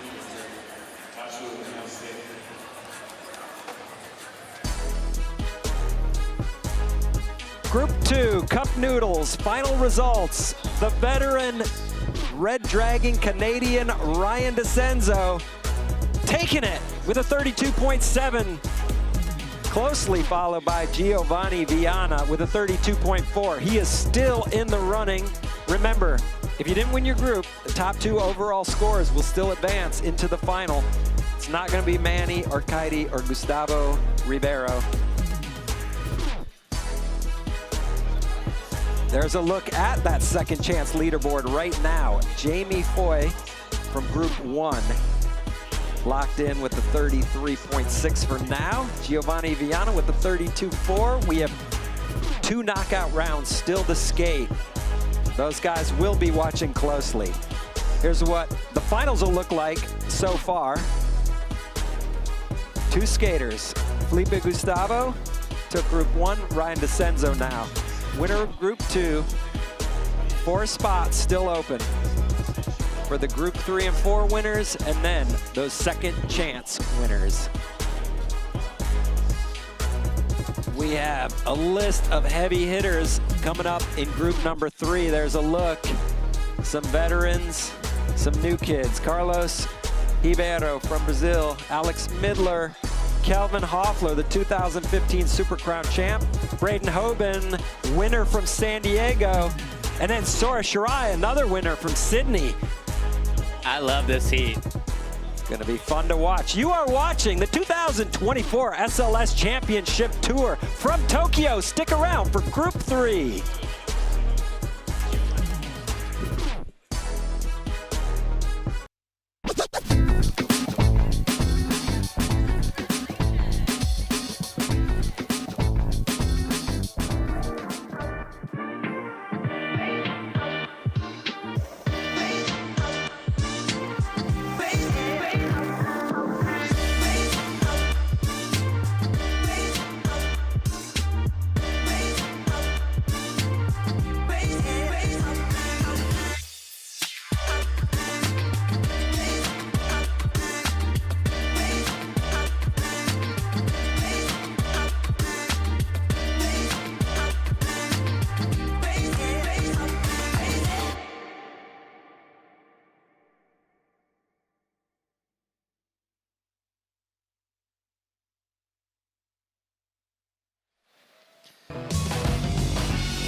Welcome back to Tokyo, Japan. This is the 2024 SLS Championship Tour from Tokyo, presented by Nikon. We are halfway through the men's knockout rounds. Let's take a look at how Street League works with the basics. There are 2 sections to Street League, the line section and the single trick section. Each skater gets 2 45-second line attempts, followed by 5 single trick attempts, and their top 4 scores count towards their final score with a maximum of 1 line score. Now it's time to meet the skaters. Carlos Ribeiro from Brazil, trying to make it to his first final since 2019. One of my favorites, the young gun, the wild card, the 26-year-old Alex Midler. Kelvin Hoefler from Brazil, one of only 9 skaters to win 2 or more SLS stops. And then this guy, my pick, Braden Hoban, 23 years old from Encinitas, California. And from Kanagawa, Japan, Sora Shirai, coming off that win in Sydney. His first ever SLS win. He is on a roll.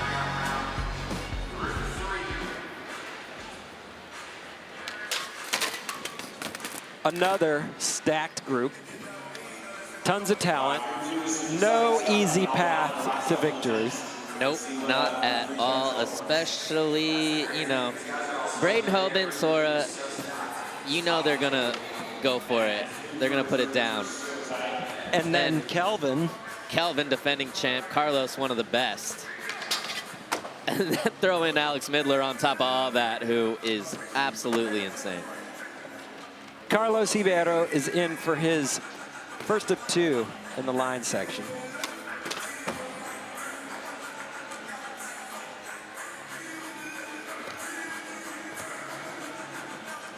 Been an SLS pro since 2016. Ooh. Such a good switch flip front board.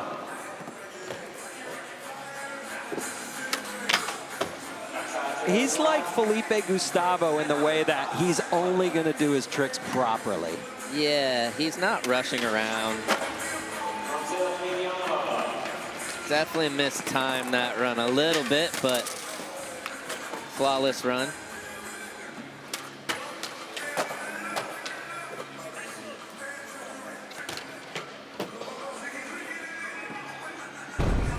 So far this year, he's only skated in San Diego and 1 of the Apex stops. It's good to see him out here in Tokyo. Want to see him bring it all together. It's been too long since he was in a final. Yeah, Carlos has battled some injuries over the years, but finally very healthy.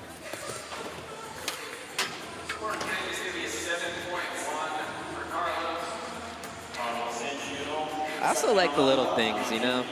The switch crook in and then the crook in kind of mirrors the runs a little bit. Midler in. Last year here, he was ripping, and then he just destroyed his ankle and was out. Yeah, that sucked to watch. But we really have seen that nothing slows Alex Midler down. He's just all in. If he's going to get on his board, he's going to go for it. Yep. I once watched him sack a rail 16 times in one session. No exaggeration. Kickflip, backlip, frost. I think he sacked it 15 or 16 times and still made it. Is that double kink? Or no? Yeah, the double kink, the one Arto backlipped. Yeah. Okay. There it is. First time we're seeing it. The gap to the square yellow rail. Okay.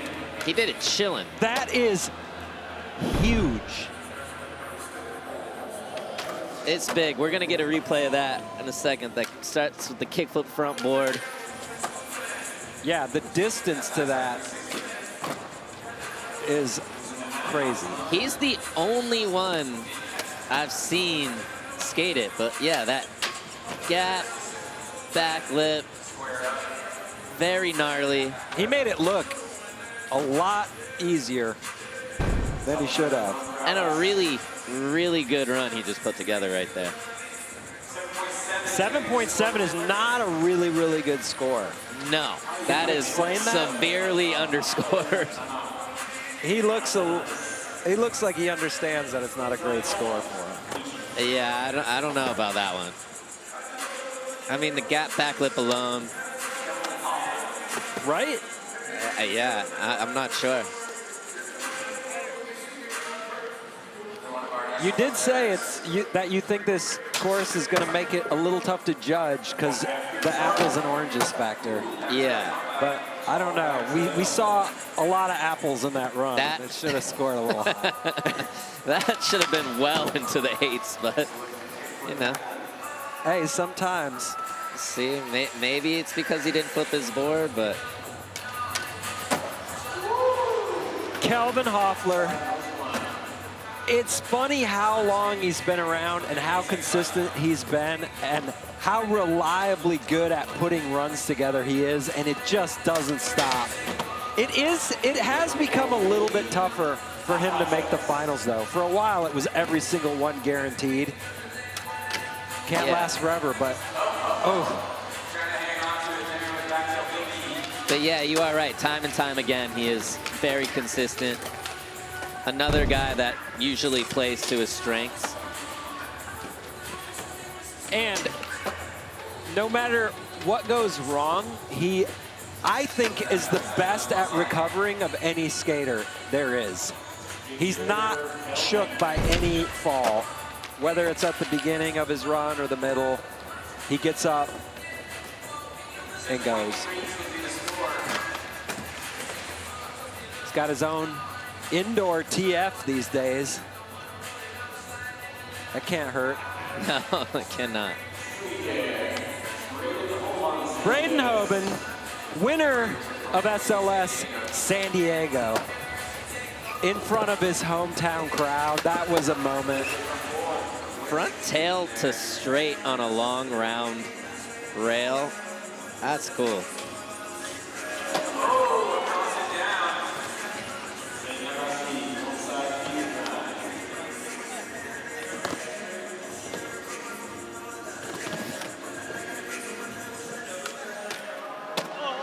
Oh. Okay. I looked at that gap to ledge just to see what it looks like from down there. It's obscene. It is so tall. I mean, you could kind of get a glimpse of it from this angle. It is so tall. And it's far away. And if you don't get into it, you're going to have a rough rest of your week here. Yeah, it's definitely very, very scary way to skate that spot.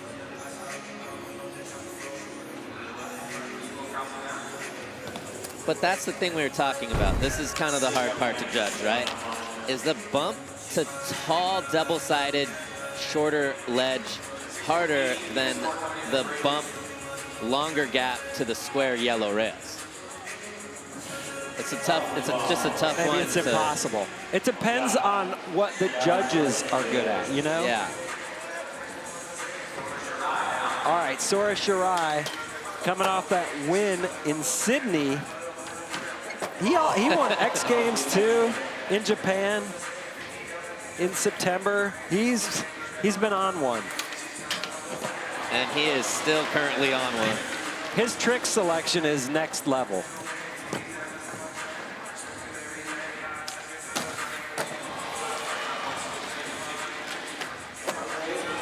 There we go. Even that frontside half cab to front board, it's not an easy one.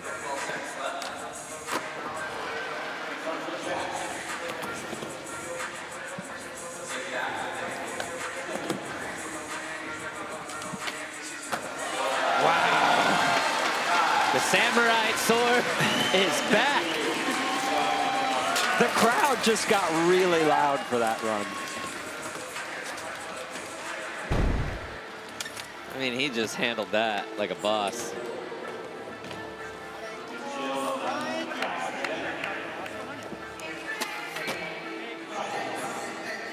You said there's 9 multiple winners in league history. Yeah. I wonder how many have won back-to-back. Ooh, that's in a row. That's a good question. We're gonna have to send it down to the research department. There you go. Sora could go back-to-back.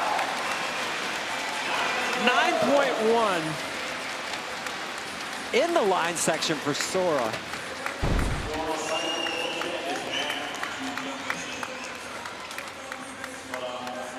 And he keeps adding tricks. He keeps getting better. He's far from being peaked out. No, that was a kind of his stock run. I'm not saying there's anything about that run that's stock, but for him, those are the tricks that he's good at. Carlos Ribeiro, nicest guy out. Trying to get back to a final. It's been too long. Man, he's one of my favorites. It's crazy. I mean, it's been 5 years since he skated in a final. Doesn't seem right. Nah, but he has some street parts to show for it. That's okay.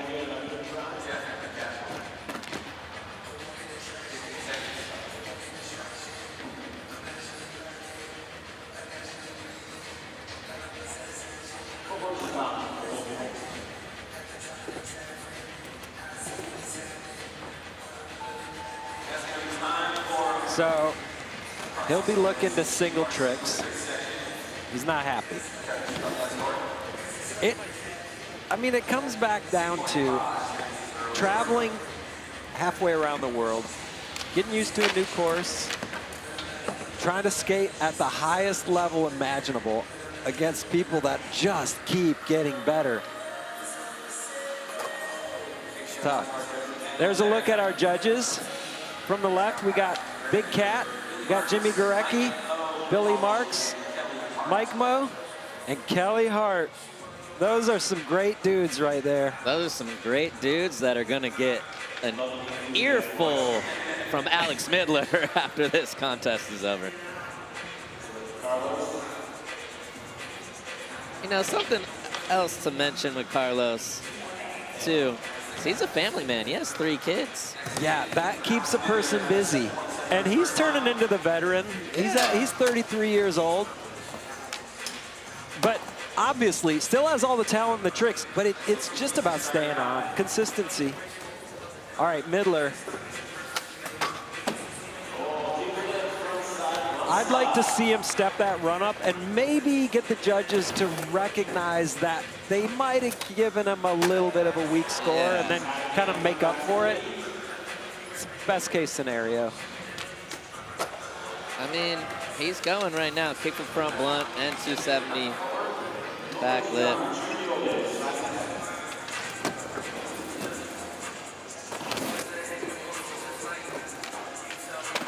Oh, going for the back tail.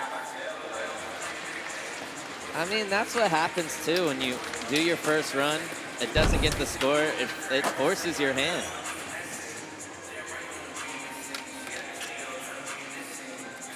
His hat flies off the same way every time on the back three.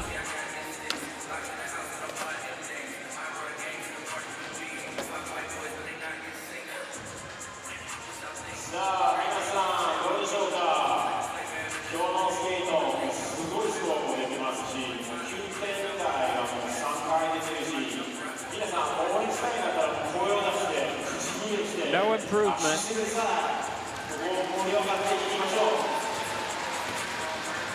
Kelvin Hoefler. Second line.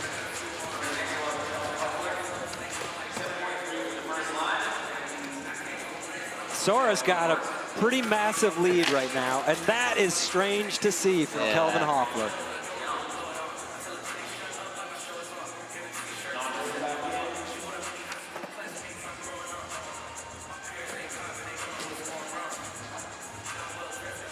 For a while, it was Kelvin Hoefler would be in every final guaranteed. You know, the change in the format, though, where you need to win the group or place top 2, has probably changed the way it works out for some people. And maybe it hasn't worked out the best for Kelvin, because he's been missing the final a little bit more lately.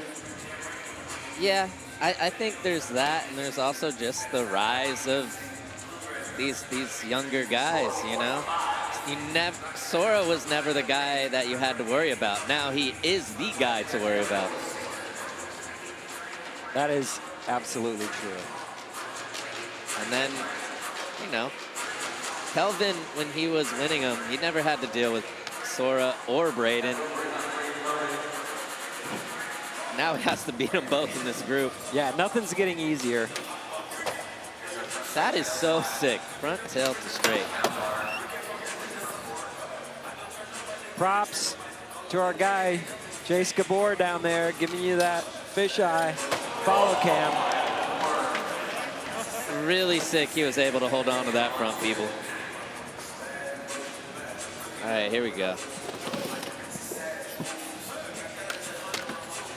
That is ridiculous. That backflip is crazy.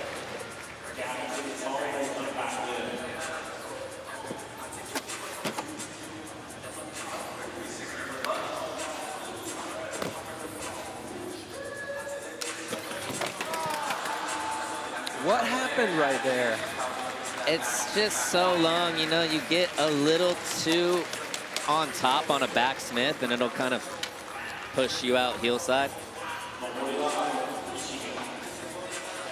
Just looked like he didn't get the lock right out of the gate. He had a great run going. He had a great run going. Even after this, almost lost it. Yeah, this is, I mean, I'm trying to figure out what angle does it justice. It's so hard to see. Well, the bank he's popping off is mellow also, and it's far away, and then that ledge is so tall. There's just, it's got 3 factors working against it. Yeah. And Sora is just walking into first place right now.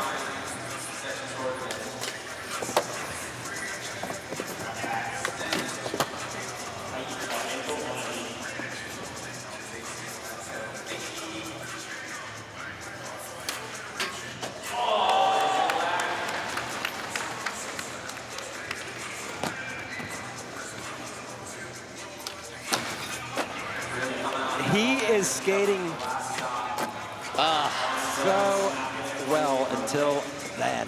It was like everything was perfect. I mean, this is the Hail Mary run, though. It's like, this is what he needed to do. Right. If you're going to try to beat a 9.1. Yeah. Fortunately for him, he's trying to beat his own 9.1.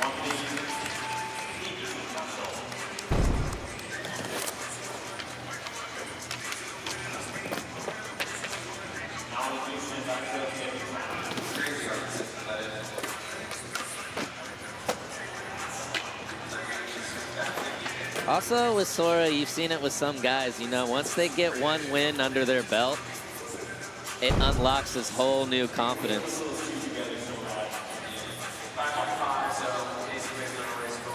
That's what I want to see from Decenzo. He's gonna have a tough battle ahead of him. Yes, he will.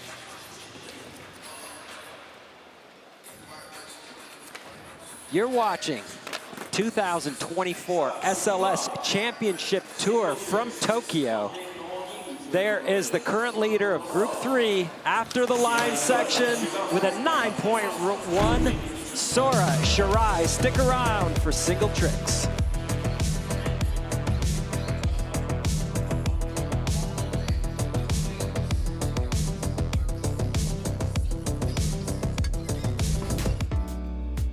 Street League Skateboarding is brought to you by True Skate. Download True Skate and unlock the SLS Tokyo course to play like a pro. By Lucy, Next Level Nicotine Pouches. By California Skate Parks, the world's most recognized skate parks, design and build firm. And by Kairiuma, old school sneaker, new school ethics.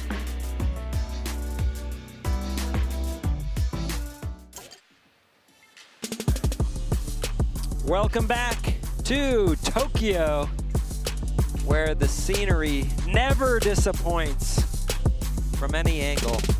So much going on here all the time. And it is the cleanest city I've ever been to anywhere in the world. Been to a lot of cities already this year. Here we go. Started off in Paris, France. See the winners there, Chloe Cabell, Aurélien Giraud.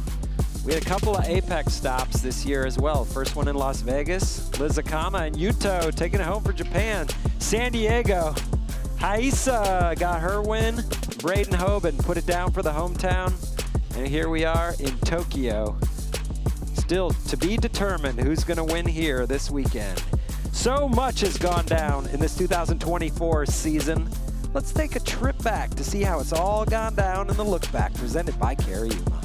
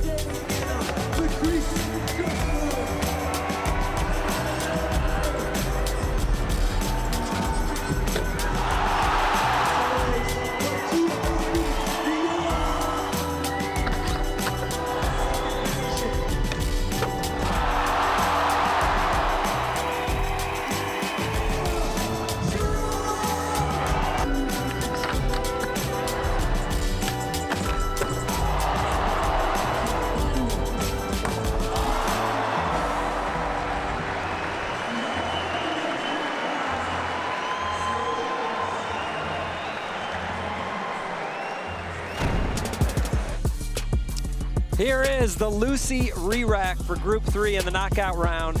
Single trick section. Braden Hoban will be first in, and Sora Shirai, current leader in Group 3, will have final say. And it's, you know, it's uncharacteristic that Braden Hoban is in 5th after the run section, but that was one fall on a crazy trick. One fall, and second is only 7.7, so he's only 0.7 points away from jumping up 4 spots. So Braden Hoban, first in here, first of 5 single tricks.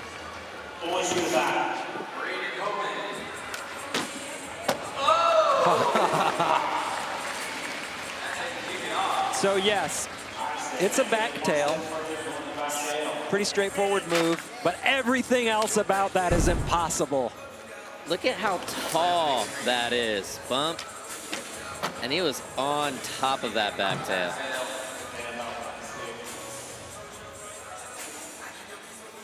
Yeah, it's at his shoulder when he's bending down. And then over his head when he's landing. Yeah.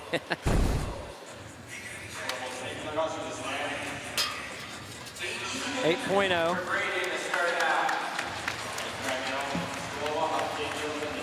Yeah, I don't know.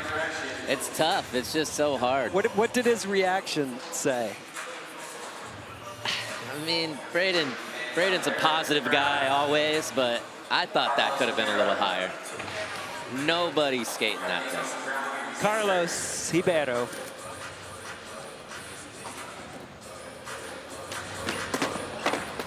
Going for the switch flip front crook.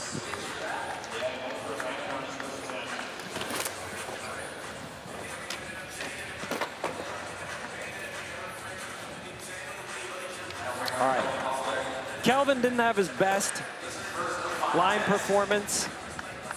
You gotta assume he's gonna make it up here in single tricks. He almost always does.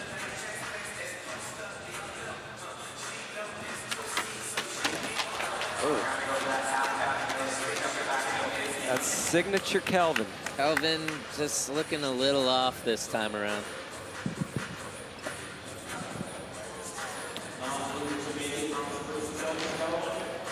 So Midler with the 7.7, kind of trying to make up some ground that the judges should have already given him maybe.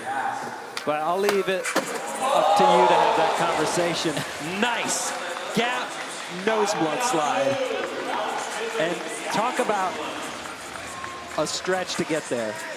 It's a stretch to get there, but we just saw Braden do a bump to back tail on the other thing. This is a lot longer. I think a little scarier. But yeah, I don't know. This is a hard one.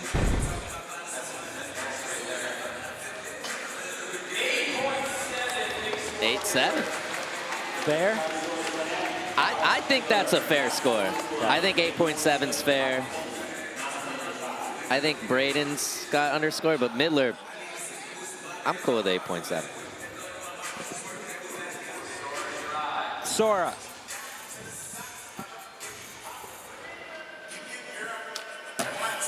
Oh! Up to his old tricks again, isn't he? His stock tricks are just better than everybody else's. That trick, especially on the long hubba. I could see some people maybe being able to dink that trick, but to hold that like that. Hold it balanced.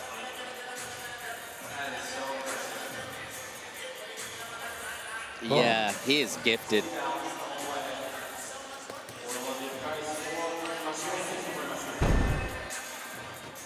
Yeah, we saw him do all this in Sydney, and he's on his way again.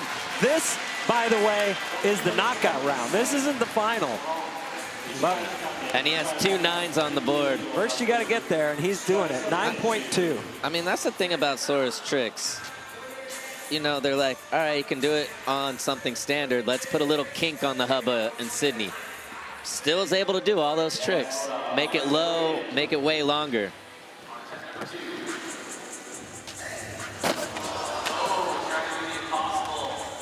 That is a massive impossible. But you got to roll away. He'll get it next one.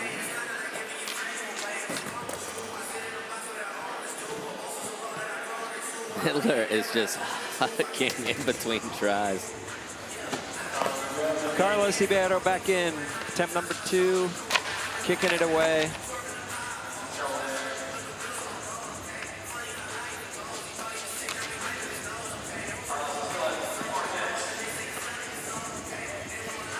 All right, Kelvin, we got to see this. Half cab nose slide, back tail.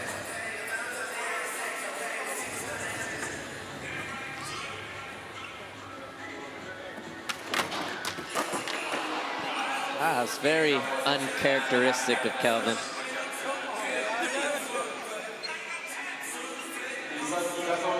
Kind of fell back on his board right there. Okay, Midler, see if he can keep it going.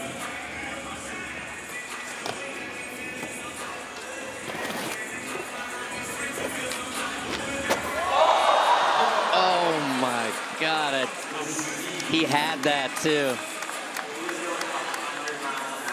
That's a heavy move. Giant gap. And to a long rail still. Yeah, and flying backwards at the back nose blunt, definitely a little scary. And then to top it off, a thicker square bar, always harder to get the good back nose blunt lock.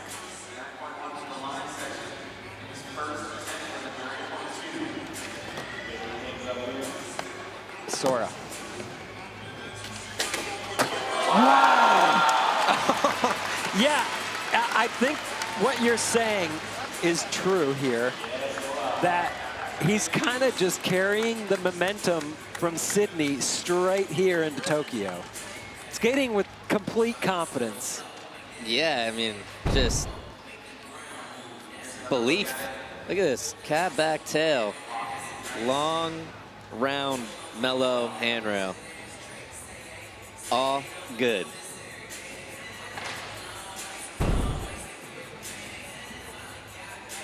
I was gonna say, I thought it was gonna be 3 9s.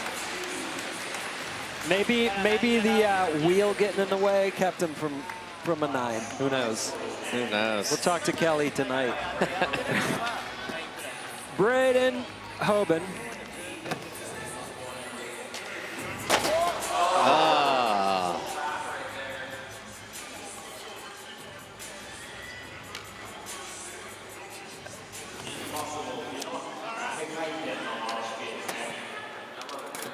That's a stretch. Yeah. And, you know, half the battle, maybe more for him. He can ollie impossible anything. It's just getting the setup and the speed. It's a quick roll in and then just go. Yeah. You don't have a lot of time if you mess the roll in. Carlos Ribeiro. It's just not happening right now. Let's get it going though right here. Get back into it.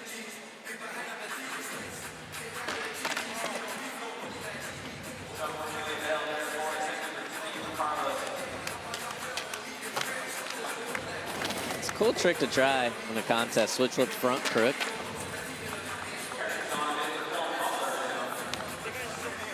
Kelvin, can he get it going here? He's switching it up. He's not going for the half cab nose slide back tail. Done with that.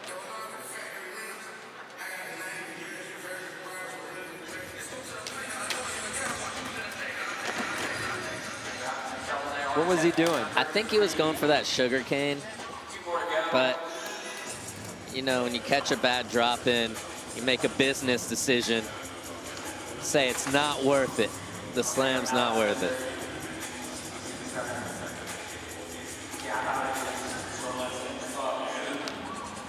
Midler will be in this if he makes this. Yes! Hats off to Midler. Hats off. This is the 9 club for sure. Gotta be. Unless they're using the scale they used for his line. Wow. He did that sick.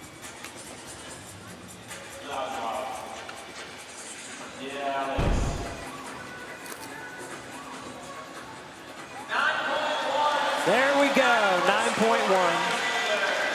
Feeling it. 25.5 overall score. Still has work to do, but that went a long way.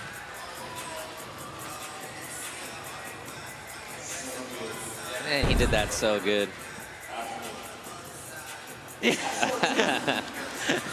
Not quite, Midler. Not quite. So there's that second chance leaderboard. Jamie Foy and Giovanni Vianna So whoever gets second here, trying to catch that 32.4 at least from Gio. Did you see Evan Mock and Nuge in the crowd right there? That was cool. I heard they were going to be here. I did not see it. I was looking at scores.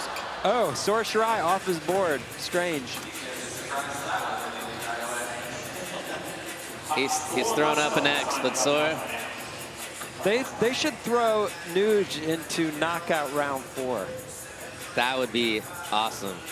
Nuge and Evan Mock both. Sure, why not? Put them in there. Yep. All right, Braden Hoban going back to the stair set.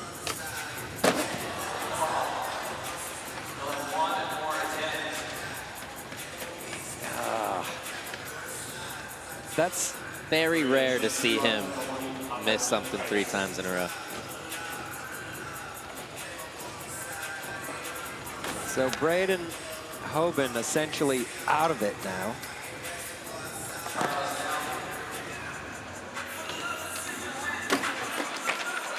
I like this strategy from Carlos. Just go back and forth between the switch flip front crook and the dolly flip. One of them's got to work. One of them's got to work.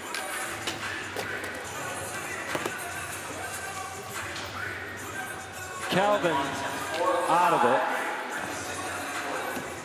Wants to make something. There we go. Oh, that is just such a heavy trick. That's so cool. I've actually never seen anyone kind of like sit in it like that. Like he was locked in and held it.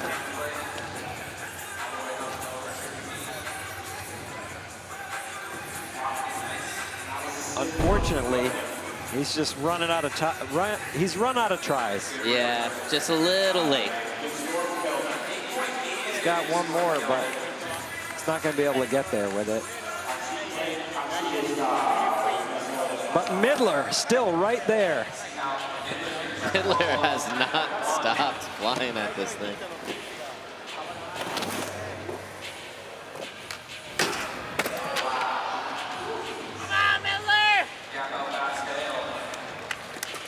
He can still get there. It's going to come down to that last try. But Sora could put it away. Yeah, he can close the door here. Oh! I can't even imagine. Sean, give us a sense of that trick. Maybe what could go wrong? I mean, on the round rail, too, makes such a big difference. Frontside 180 switch crook, just pinching it, holding it. That's the hard part. On a round rail, you got to get right on top to be able to hold it that long. A ledge, you can kind of get away with it a little bit, but he did that so perfect. And that's it for group 3.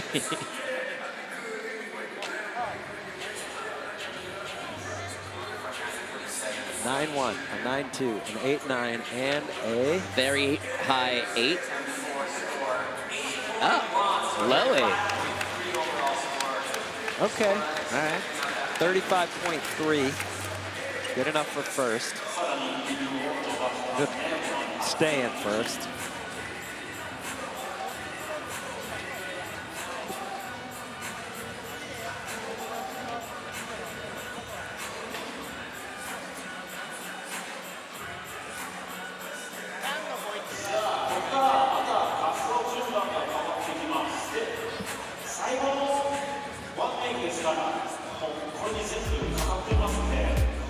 Download TrueSkate on your mobile device and enter the live SLS Tokyo event. Complete all the missions in the event to unlock a virtual replica of today's championship course.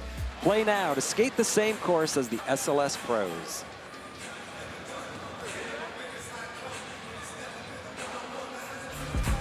Taking a look here at the Lucy re-rack, Carlos Ribeiro will be first in, and Sora Shirai, Group 3 leader, will have final say. These last single trick attempts for Group 3 here in Tokyo.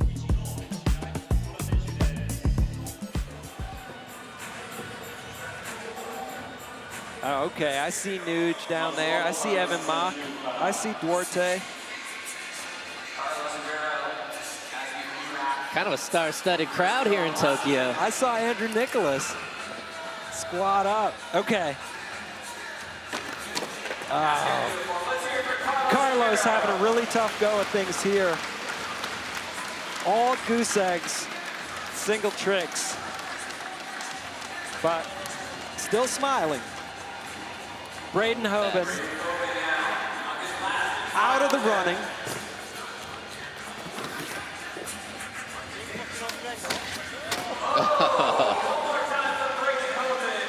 That is such a beast, cable crook.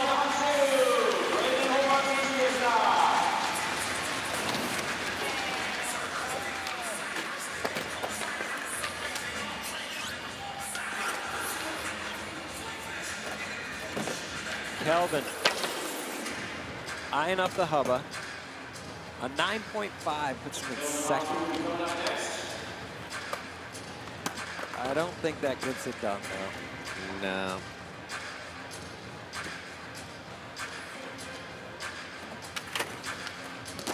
Getting hung up on it. Let's hear it one more time for the Group 3 has been a tough one. But again, it could just be the case that Sora came in so hot. Yeah, I mean, he applied so much pressure early. I did a little math for Midler here. He's not going to get first. 9.9 is virtually unattainable. Second chance, he needs a 7 or an 8.1 gets him into the first spot of the second chance qualifier. Oh, there you go, Midler. Okay, throw out, not what you predict. What would you give that gap back tail? I personally would give that an 8.8. I respect that. Look at the distance. That is so far. Again, like we said, nobody's gapping out to that thing. Would you be mad at a 9? No, I wouldn't be mad at a 9. I would be mad at an 8.4.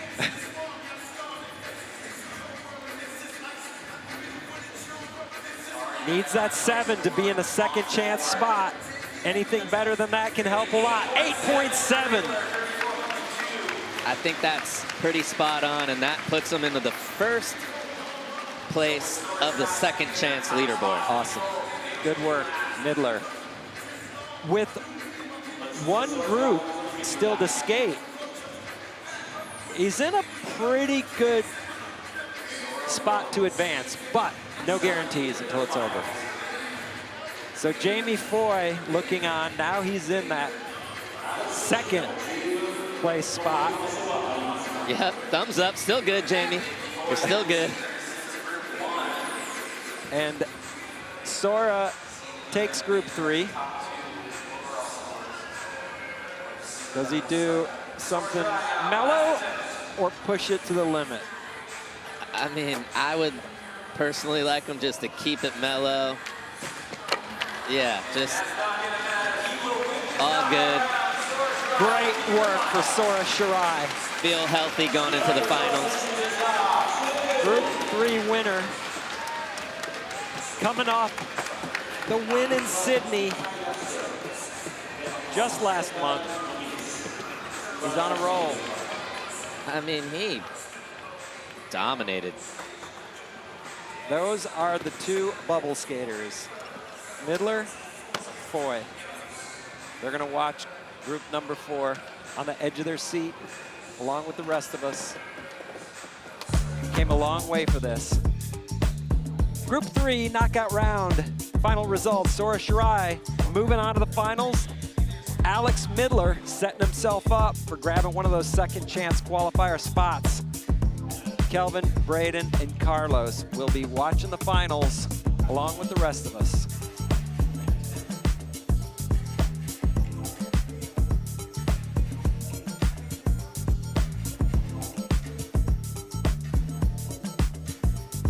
Here's who is in the final currently. Felipe Gustavo, winner of Group 1. Decenzo, winner Group 2. Just saw Sora Shirai shut it down. 3 spots remain. Foy and Midler currently have a little bit of a grab for two of them, but still a lot of skating still to come. Here's a look back how they got here. Felipe, Gustavo, skating to perfection. And Decenzo just keeps turning it up. That frontside flip was beautiful. Celebrating. Stoke is real. And Sora really kind of cruising through to the win. Group number 3. Get that sword back out for the final, Sora.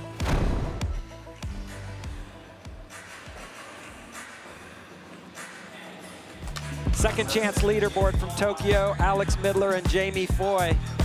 2 skaters from the USA. They've come a long way to be here, and they are hoping those scores hold up. Jamie Foy's score of the 33.6 is the one to look for.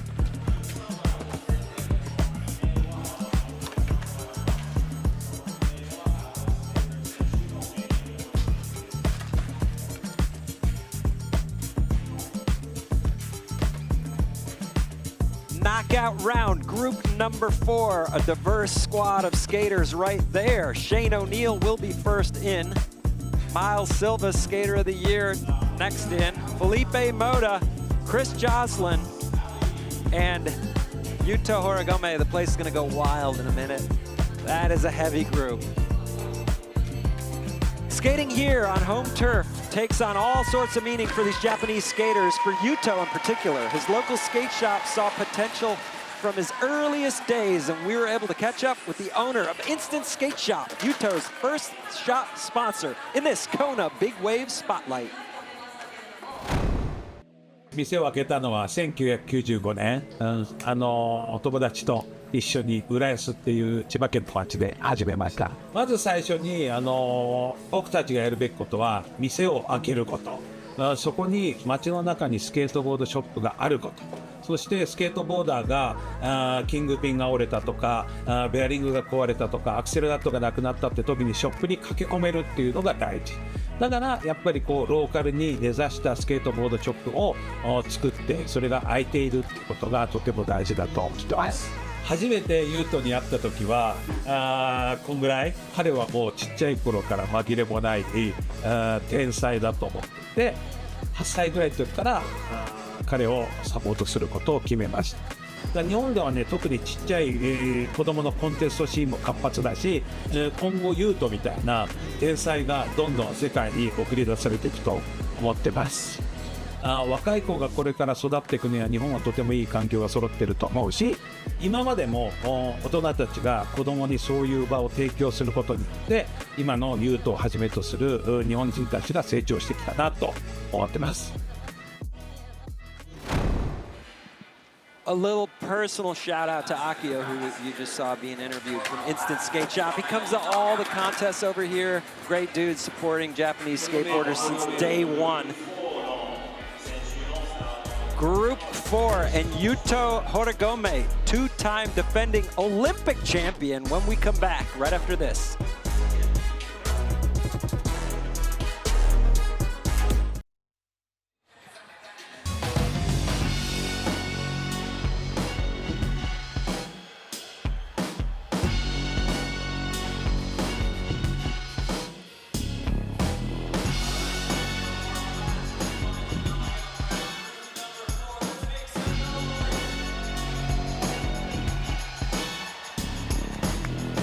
Welcome back inside Ariake Arena from Tokyo, and it's time to meet the skaters from group number 4 as we work our way towards the final here tonight. Shane O'Neill, first skater in the legend. Can't wait to see what he can do on this course. And yet another former Skater of the Year, Miles Silvas, back in the mix at Street League. And the prodigy, the young gun from Brazil, Felipe Mota. This guy, one of the best jumpers we've ever seen, Chris Joslin from California. And the most well-known skateboarder in this building, in this country, maybe in the world. Yuto Horigome, two-time defending Olympic champion. This is his first event back since winning the Olympics in Paris. It's a lot of attention comes with that. A lot of attention. And you were talking about the turn when pressure comes in, and he has a lot of pressure. Yeah, I can't even imagine. Current Super Crown Championship point standings. Giovanni Vianna up on top with 285. Naija in second, he's not here. And remember, the top 3 skaters in points after this weekend are guaranteed their spot in the Super Crown final. The remaining top 20 are gonna have to go to Sao Paulo next month and skate for 3 spots to join those top 3. It's a tough cut.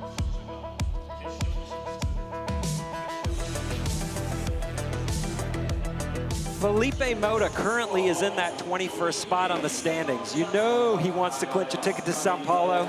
Today's skating will determine that, and we caught up with him before the event. Check it out in this Pro Perspective presented by Cup Noodles. I love being in Japan. I think it's my 5th time here. Every time I came here was such a great experience. I love like the food over here, how people treat you and stuff like that. It's really nice. Let's talk about the course. It's pretty gnarly, not gonna lie. The rail and the hub is pretty big. It's like probably the longest hub I'll ever skate till now.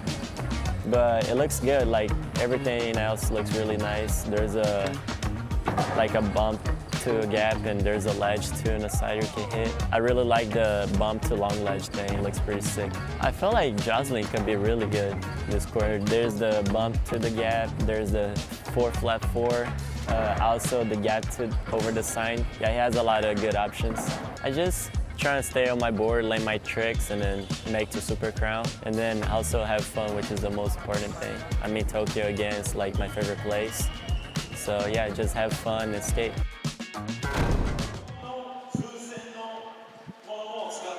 I'll say this about Felipe. He's grown about a foot in the last 6 months. The kid keeps growing, and he's getting better.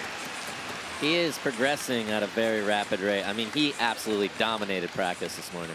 How about the fact that he said this is the longest hubba he's skated? That's saying a lot. I mean, he's skated a lot of spots in it. Yeah, I think he might be lying about that one. Whoa, Wow. Shane O'Neill. Arguably, or maybe not even arguably, one of the most talented skateboarders ever to stand on a board, for sure. For sure. His standards for himself are higher than anyone else's expectations for him, and that sometimes seems to be a problem for him. If he doesn't make everything perfect, he seems to not even want to keep going. But it's always fun to watch him skate. Yeah, he is the best, one of the best styles. And he has progressed the skateboarding industry so much over the years. And you know what? Maybe one of the greatest accolades you can give him is that he's Yuto's favorite skater. I mean, that says a lot. He does own the board brand Yuto rides for, so maybe that's a little I don't think Yuto's business. just I'm just kidding. I'm joking. 2023 Skater of the Year for Thrasher, Miles Silvas. Oh, what just happened? I was really looking forward to him skating in Sydney, and he was there, and he was skating really well, and just rolled his ankle right before the contest. So he's a wild card here this weekend. He's only ever skated a handful of contests. It's shocking how few contests he's actually been in.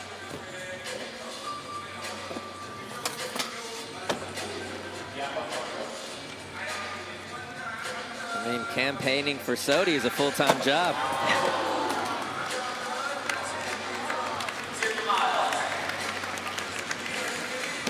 Made one SLS final, and it was Munich 2017. So it's been a little while. He definitely has the talent to get there, but we've seen many times that skating in an arena against these guys is a different animal. It's not just about how good you are as a skater. All these guys are that good, but you really have to figure out how to skate in this environment. Yeah, it took a turn a few years ago of just the training that some of these guys put in. Felipe Mota in. Last time he was in a Street League final, Salt Lake City 2021. It's 3 years ago. Oh, that front heel was good.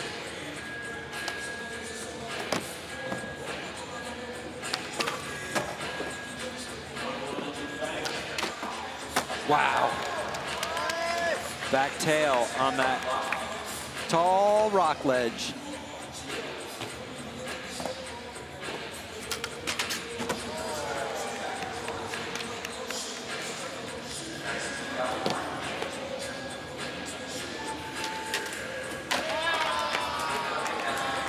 I mean, the run's there. He's all around it. It just didn't work out.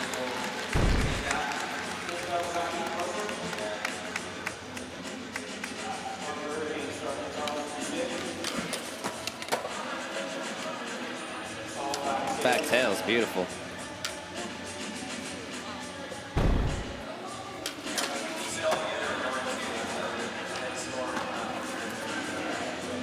So far, knockout round group 4.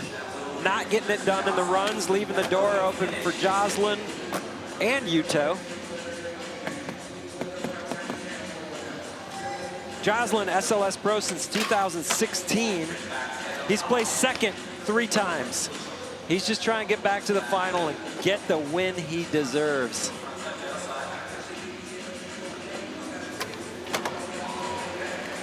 Yeah, another one of those guys is so hard to believe that he doesn't have one. He's been right there numerous times. Glue foot, back 3. What's kept him from winning? Anything in particular? No, you know, it's just, it's hard. He could have won all 3 of those. He was right there. It's just, people came through down the stretch. Yeah. It's kind of out of his hands. He skated so well. I think one of the things that happens with him is that he's not there every time, because going full speed and doing massive flip tricks tends to be a little less consistent than a lot of rail tricks. So maybe it's a little more of an inconsistent thing, and when he gets there, it's, you know, it's Yeah, hard to put those down. There's a lot that can go wrong for sure. Flipping your board down the gaps, but 6.6, he is the best at it though. Absolutely. No one's Yuto. better at hucking than Joslin, but this Yuto.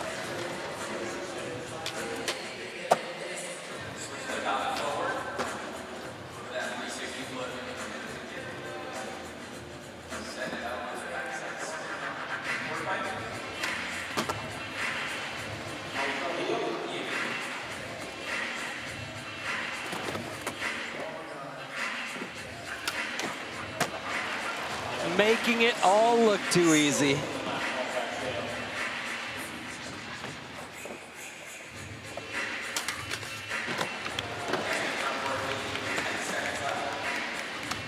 Kind of a quiet crowd, considering the greatest contest skater of the day right now is skating in front of his hometown and getting it done.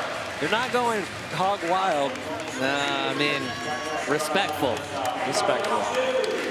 Not to say that cheering is disrespectful, but.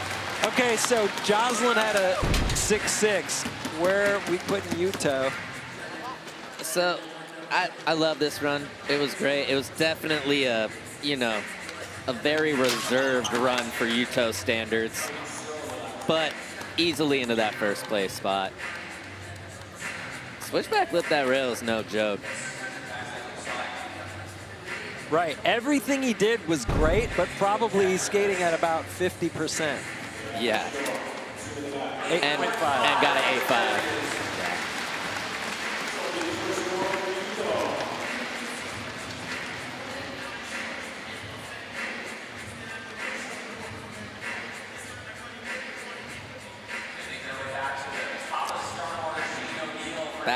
Back to the top. Sorry. No, you're good. I was going to say back-to-back April riders. Oh, okay. Shane O'Neill. Wow. The fact that that's consistent is incredible.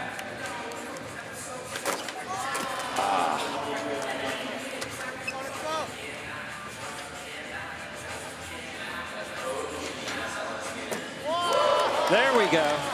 Just keep that going, Shane. And the crook nollie flip. Oh, the crook nollie flip has been kind of a new standard for contest runs. Kind of see it a lot more. And you have Shane to thank for that, or blame for that, however you look at it. But Shane was the original crook nollie flipper in contest.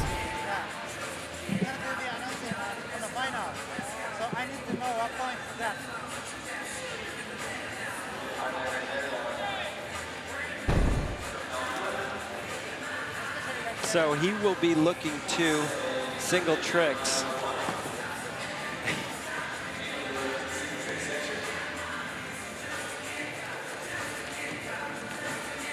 Moving on. Miles Silvas. Best SLS finish ever was a 6th place in Munich 2017. It's like a lifetime ago. But he's averaged about 1 SLS event a year since then. So he doesn't have contests at the top of his priority list, but anytime he shows up, we're lucky to see him skate. Yeah, one of the best ever in the streets.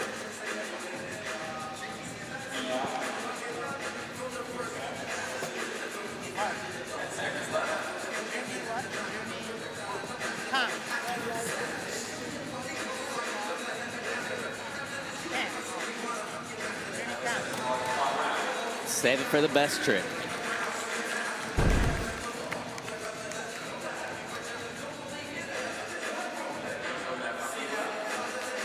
So Jamie, Foy, and Midler have to be feeling a little better watching this knockout round 4 come together, because scores are low. They just need them to stay low. Things can change quick in single tricks. But you know, contests go in waves too, right? Where everybody's on fire and then everybody's not. Yeah, you know, you kind of feed off the energy, but Felipe, Mota, Joslin, and Yuto, yeah. That was a heavy start. I mean, these guys are some of the best contest skaters this year. Wow, that's so good.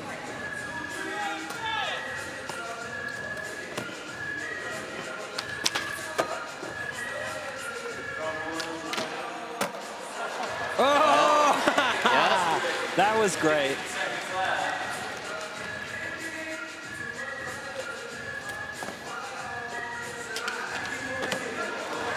Felipe getting it done. Time for one more.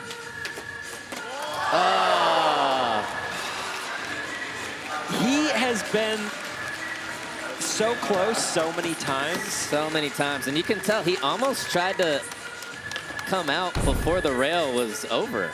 Like he was locked in and just thought it was like he was at the end, and he wasn't.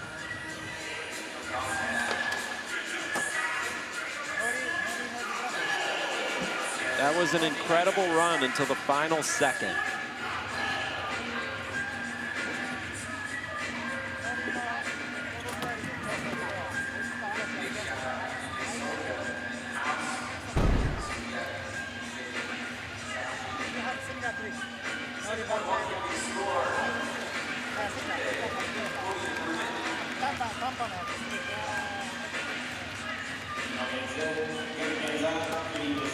Chris Joslin on deck.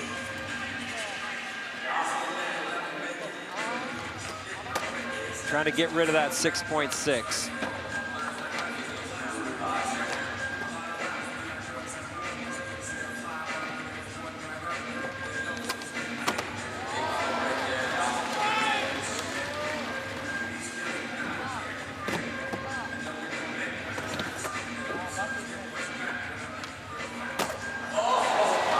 Wow. Back three. A little late turn with that one.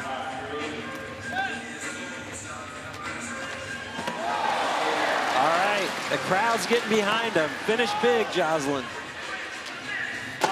Yes. Switch heel over the Nikon sign. That might have been the loudest that we've heard the crowd so far.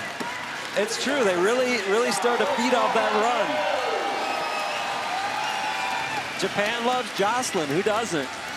Okay, so Yuto got an 8.5. Care to make any guesses here?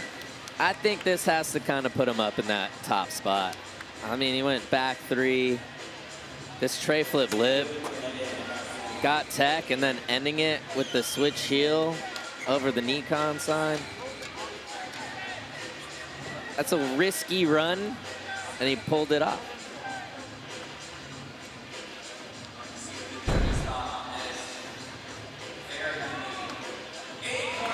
Yeah. Nailed it.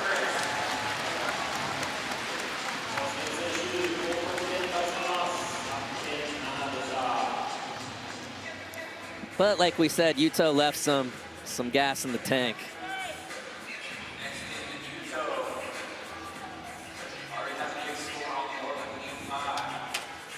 And already upgrading. What? Already Just upgrading. throwing that in there. Backsmith to back tail. On something that mellow too, it'd be so hard to do.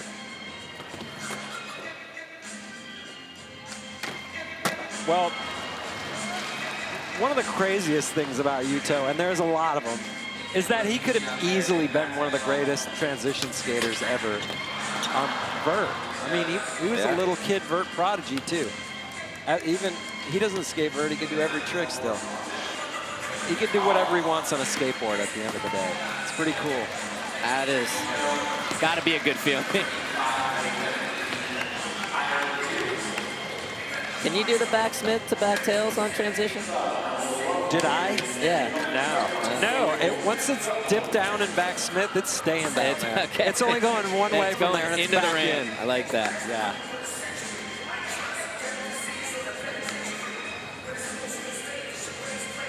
.7 on his second line. No worries though for Yuto.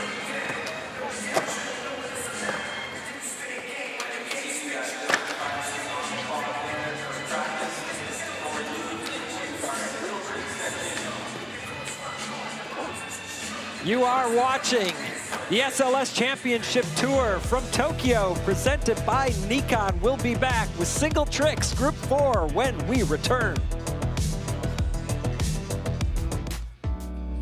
Street League Skateboarding has been brought to you by Nikon, making a better world with trust and creativity. By Monster Energy, unleash the beast. By Kona Big Wave, bring the aloha. By Dios Azul, the tequila that changes everything.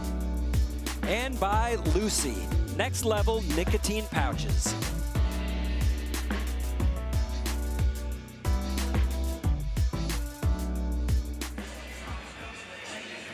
Yuto Horigome, our winner from last year. Let's check that out in the G-Shock time capsule.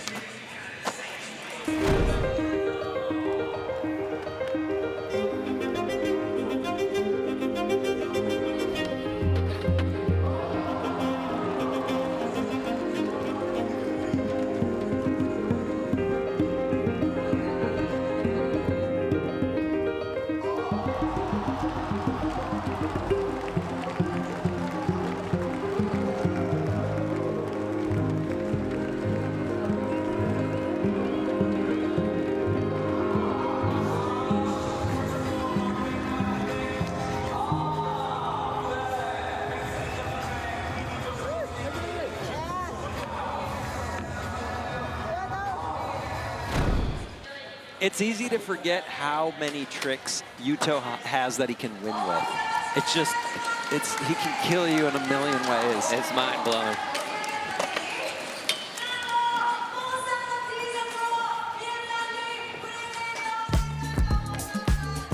We are about to get set with single tricks from Group 4, but first let's take a look at who is currently in the finals from the first 3 groups. Felipe Gustavo, Ryan Decenzo, and Sora Shirai have those 3 spots locked up. And then Midler and Jamie Foy are in a good chance to advance also with those second chance qualifier spots.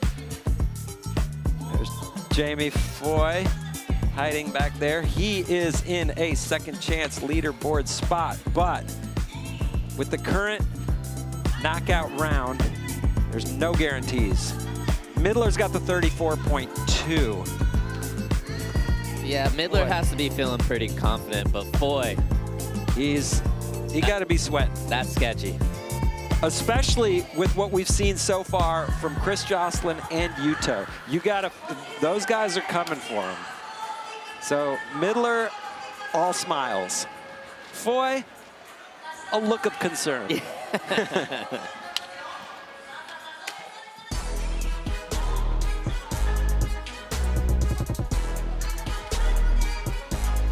Current standings for the SLS Championship Tour. Points on our way to the Super Crown in Brazil next month. Giovanni, Vianna up on top with 285.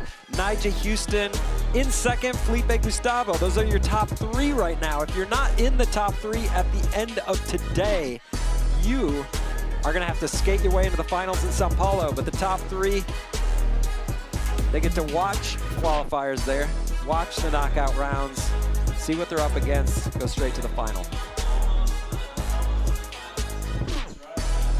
It's going to be a good contest down there. Question will be, can Yuto make it 3 in a row? 3-peat. And then the back end of the storyline is, can Felipe Mota get into the top 20? I think he can. I think he's going to. But it's going to be a battle down there. Those 17 skaters trying to make the remaining 3 spots into the finals in Sao Paulo. It's coming up soon.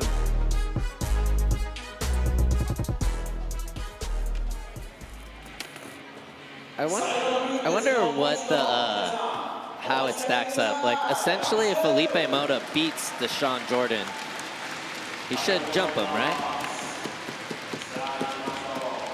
We're going to have to send it down to the stats crew. We got a lot of stats. We got a whole team working on it. Our best guys.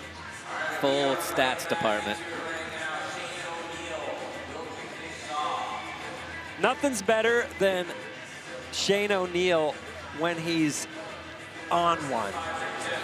But it's so frustrating when he's not, and he seems like he's take it or leave it.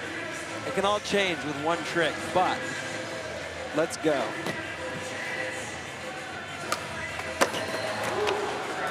So hard to get to that double set switch. I mean, it's hard to get to a regular. But we haven't seen anyone skate it switch yet until right there. But with every fall, Midler and Foy are getting a little closer to the final. Ooh, switch front blunt, Miles Silvas. And every make, they're getting a little bit closer to not making it. That's true.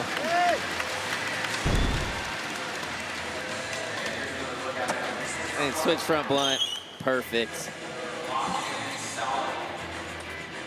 Miles has the talent too. He locks in and then gives it that little hop out. Always makes it look so good. 8.4, current leader.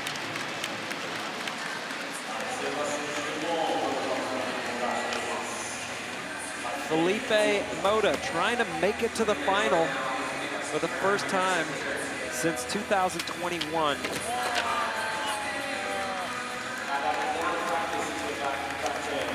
He's had so many close calls.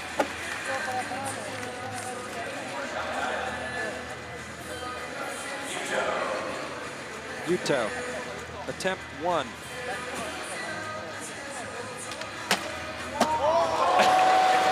Chilling. It's almost unfair. Nollie 270 switchback left, making it look like a backboard. Yeah, and weirdly enough, you know, I was talking about how a lot of people like this course. Even Gustavo Ribeiro said it's his favorite course he's ever skated. Yuto didn't really like it. It just, you know, I think he had some tricks in mind that didn't really set up for the long round rail, the mellow hubba. But he's doing just fine. He's managing.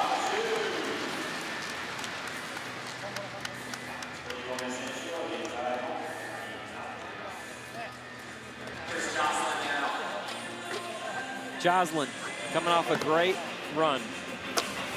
Yes! Doing what he's famous for. Hucking.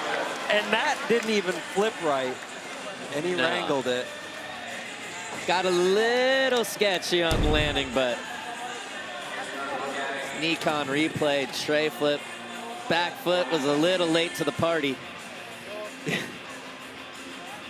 I mean, I guess it flipped just fine. It looked like it overflipped a little bit. Yeah, it just kind of bobbled when he caught it. I think he realizes he dodged a bullet. 9 club! There we go! He said, I'll take it. He has been unstoppable.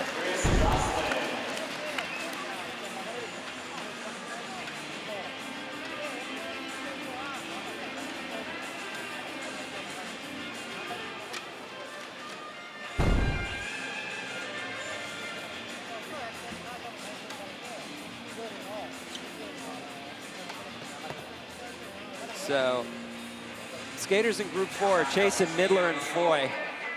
Basically a 34.2 is the score they need to get to.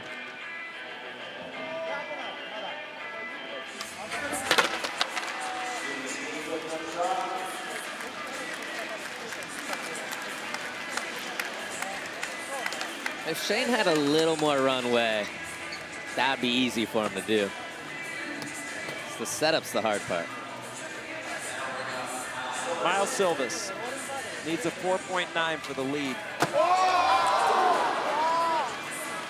And that is the annoying part about flipping your board down the gap. You can do everything perfect and just catch wheel bite. Felipe Mota has got 4 attempts to make 3 massive tricks.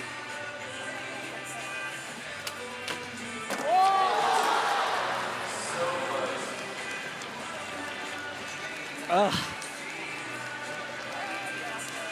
Man, it's Felipe and Miles so close.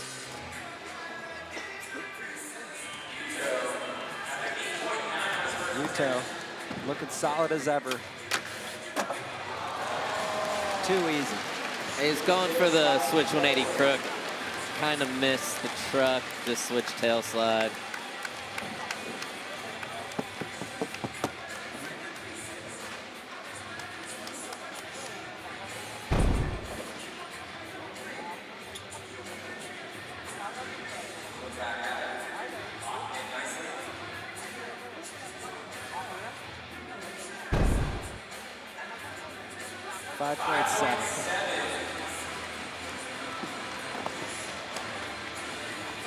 Well, it's good enough for the lead.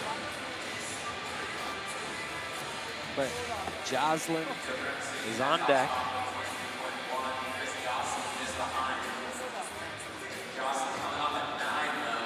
.5 moves him into first.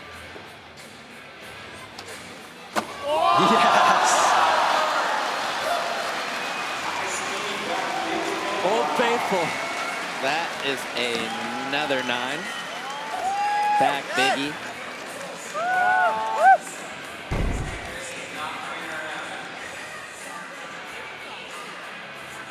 That was perfect.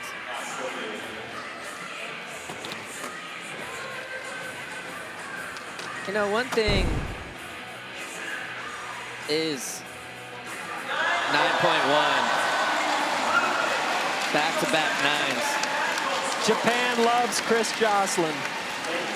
But with this being all one day, and jumping takes more of a toll on your body than skating the rail or hubba. Yeah, but if you're landing everything, it helps. That definitely helps. But no, I get what you're saying. Yeah, it's a lot for a one-day qualifying finals.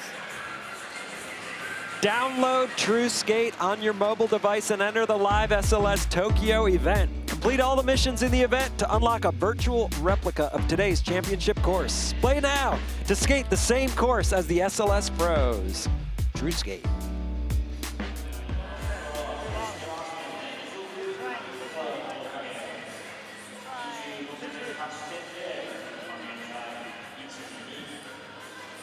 There's the two skaters on the bubble. Jamie Foy and Alex Midler. Standing courtside. All right, let's get this, Shane. 10.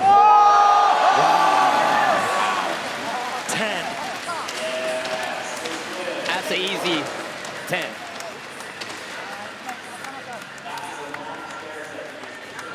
That was nice. It doesn't get any better than that. Look at that. That dip, that catch.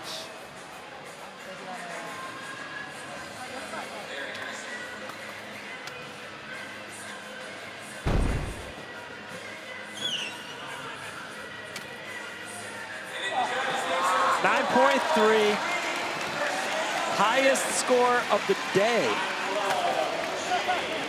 Highest score of the day. He's got it like that at age 34. Shane O'Neill, he can't be stopped. That put a smile on his face. Miles Silvas.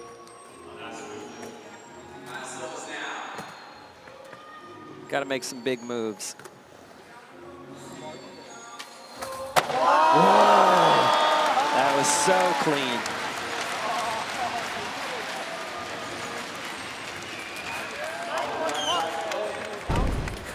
Nollie backside flip over the knee consign. Such an awkward trick.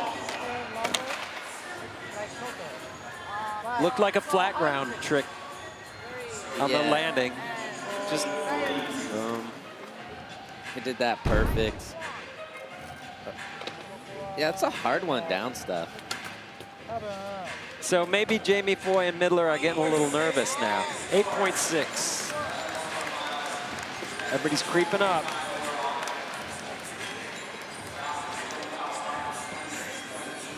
Yeah, Felipe still has a chance too. He's got to land everything.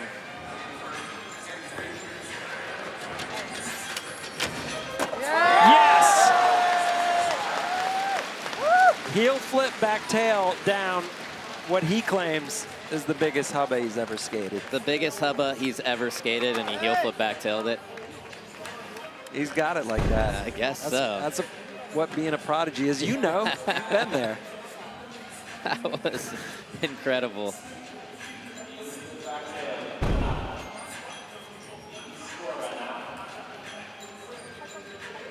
Welcome to the club. What? Step outside the club for a minute. 8.8. That is too low for a heel flip back tail. Yuto back in. Oh. Cool choice. Nollie 270 to board slide. To backboard on that. It was so funny. I was watching him try that in practice, and he was going really fast. and almost missing it because he was kind of scared. And I was with Daniel Duarte, and we were like, I bet when the lights come on, he just slows it down and does it first try. And that's exactly what happened. You skate with Yuto regularly, yes? I do, yeah. What does he skate like on the daily? Does he skate like that? He skates like that. 9. It really is so gnarly watching him just in the park on a daily basis. He doesn't miss. It's crazy.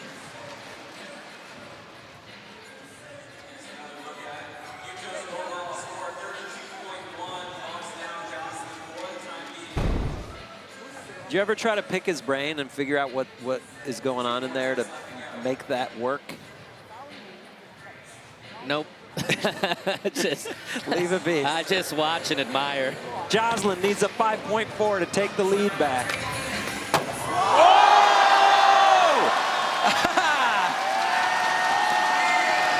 Okay. Yeah. Chris, save something for the final. That's all I ask. This is the skating we see from Chris Joslin where you're like, he can win with this. Oh yeah.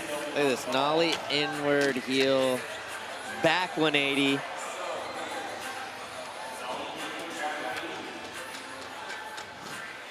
We panned over to the crowd and we watched Jamie Foy just walk out of the arena right there.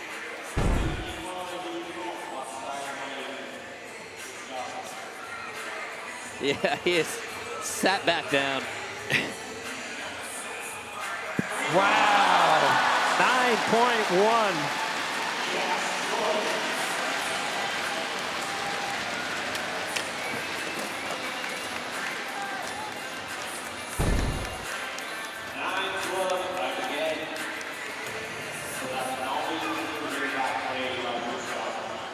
It's so crazy that he's so consistent in flying like that.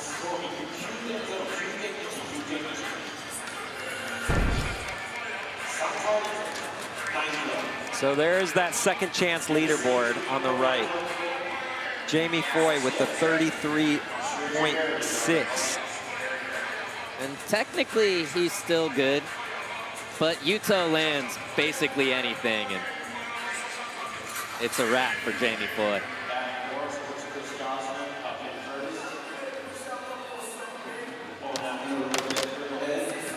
Shane O'Neill coming off the 9.3 switch flip.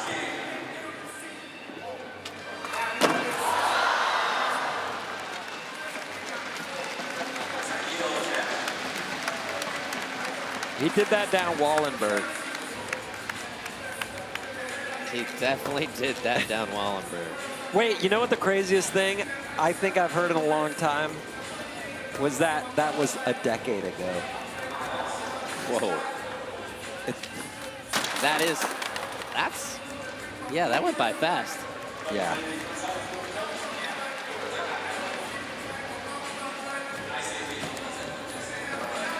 All right, Felipe, Mota, 2 tries, still to go.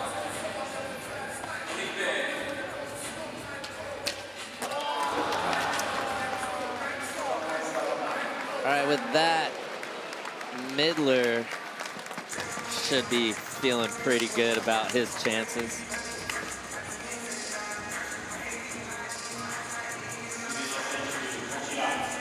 Pressure is on. Jamie Foy still happy. I mean, if you're gonna get bumped out, might as well be from 2-time defending Super Crown champ, Yuto. Yeah, you give Yuto 2 chances at a 7.3. Good night. Yeah. There it is. Man, Jamie skated so good too. It's unfortunate. Yuto cruising, switch 180 crook down the whole hubba.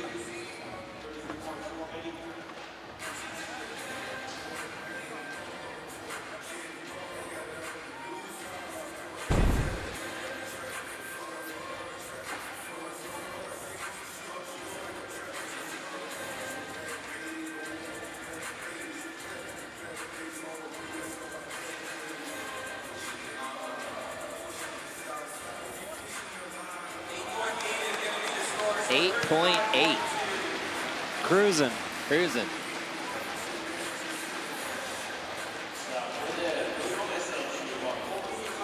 Dashawn's fired up. He's always fired up. So there you go. Second chance leaderboard now. Yuto will be moving on. Alex Midler will be moving on if nothing changes.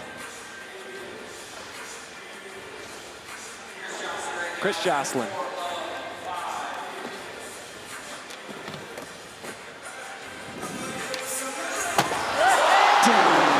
Oh my God.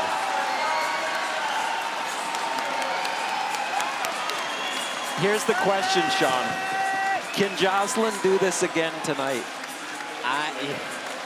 He is in such a rhythm right now. It is unfortunate. If we rolled straight into the finals right now, Yeah. I'd feel pretty good about it, but you know, he's gonna have to wait a couple hours.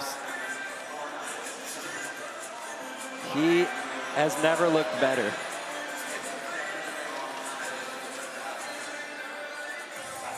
This is kind of becoming his signature move. Nollie, backside 360 heel flip.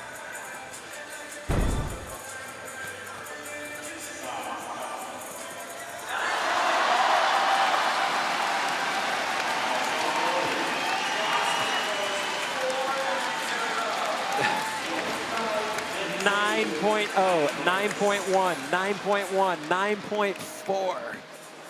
That is progressively getting better.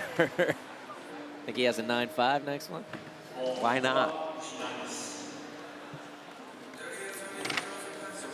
With one try still to go here in the knockout rounds. Group 4, Shane O'Neill will be coming in first in the re-rack, followed by Felipe, Mota, Miles Silvas, Yuto, Horigome, and Chris Joslin. I don't think Chris even needs to skate anymore. I think Joslin and Yuto pretty much, they're done. Joslin's score right now with a 36.6. The only thing that I'm wondering, yes, Shane with the signature nollie back heel, is what Felipe Mota needs to do to get to the top 20th spot.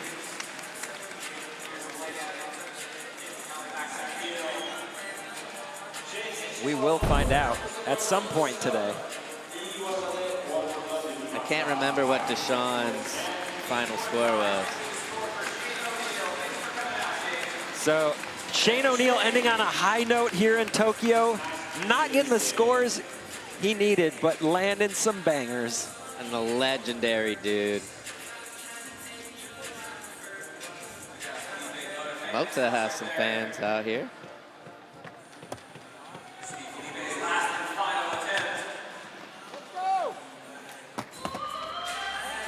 So yeah, there could be a lot weighing on this land. Not to make finals, but to make it into the top 20. That was huge. Kickflip front blunt. That was, I mean, there could be a lot going on here.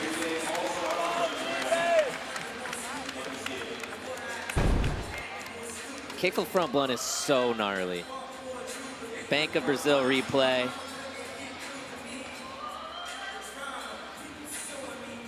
Held it up, popped out, perfect.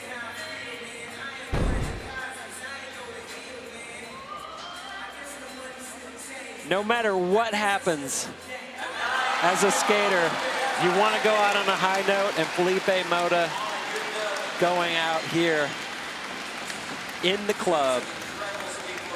Ended on a 9.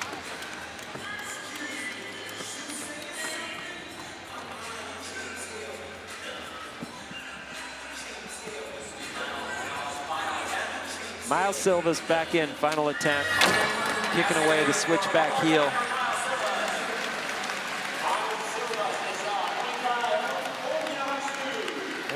I don't even know if Yuto can get into that top spot.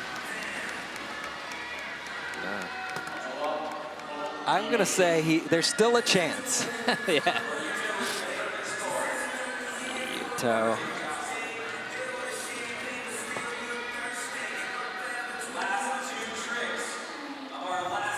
It's official. Yuto and Joslin will both be in the final.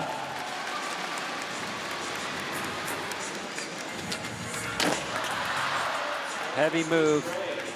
Switch tray warm up for tonight.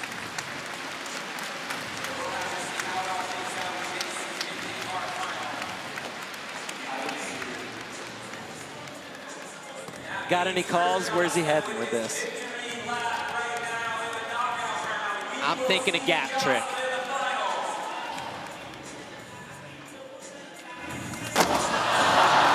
Okay, we'll see that tonight.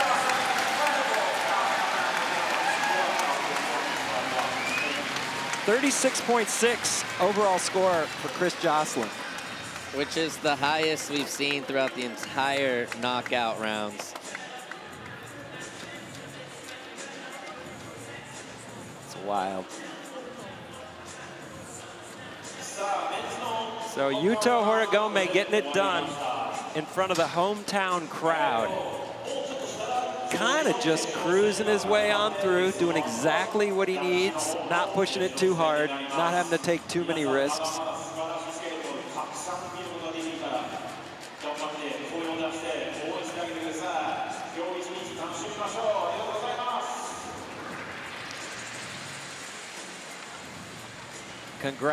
Congratulations goes out to Chris Joslin for the monster highest scoring trick. Nollie back three heel for the 9.4. Couldn't have done it any better, too. Great work, getting it done for Grandma.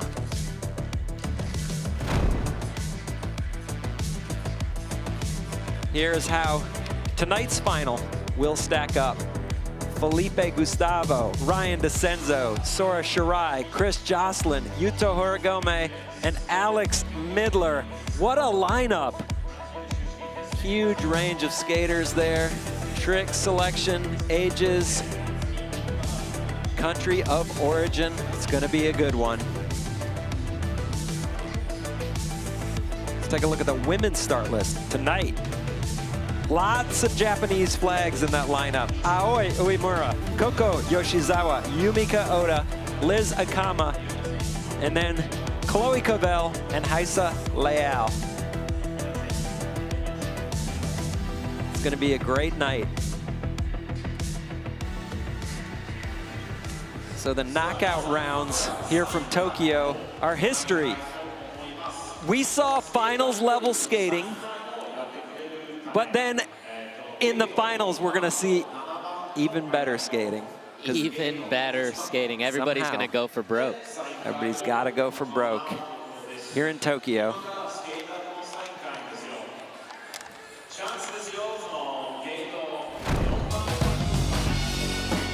So what an amazing day of skateboarding it's been so far from Tokyo with the knockout rounds in the books. Congratulations to the skaters who made it into the finals. For Malto, Andrew Cannon, and everyone at SLS, I'm Paul Zitzer. Thanks for watching. See you in the finals tonight.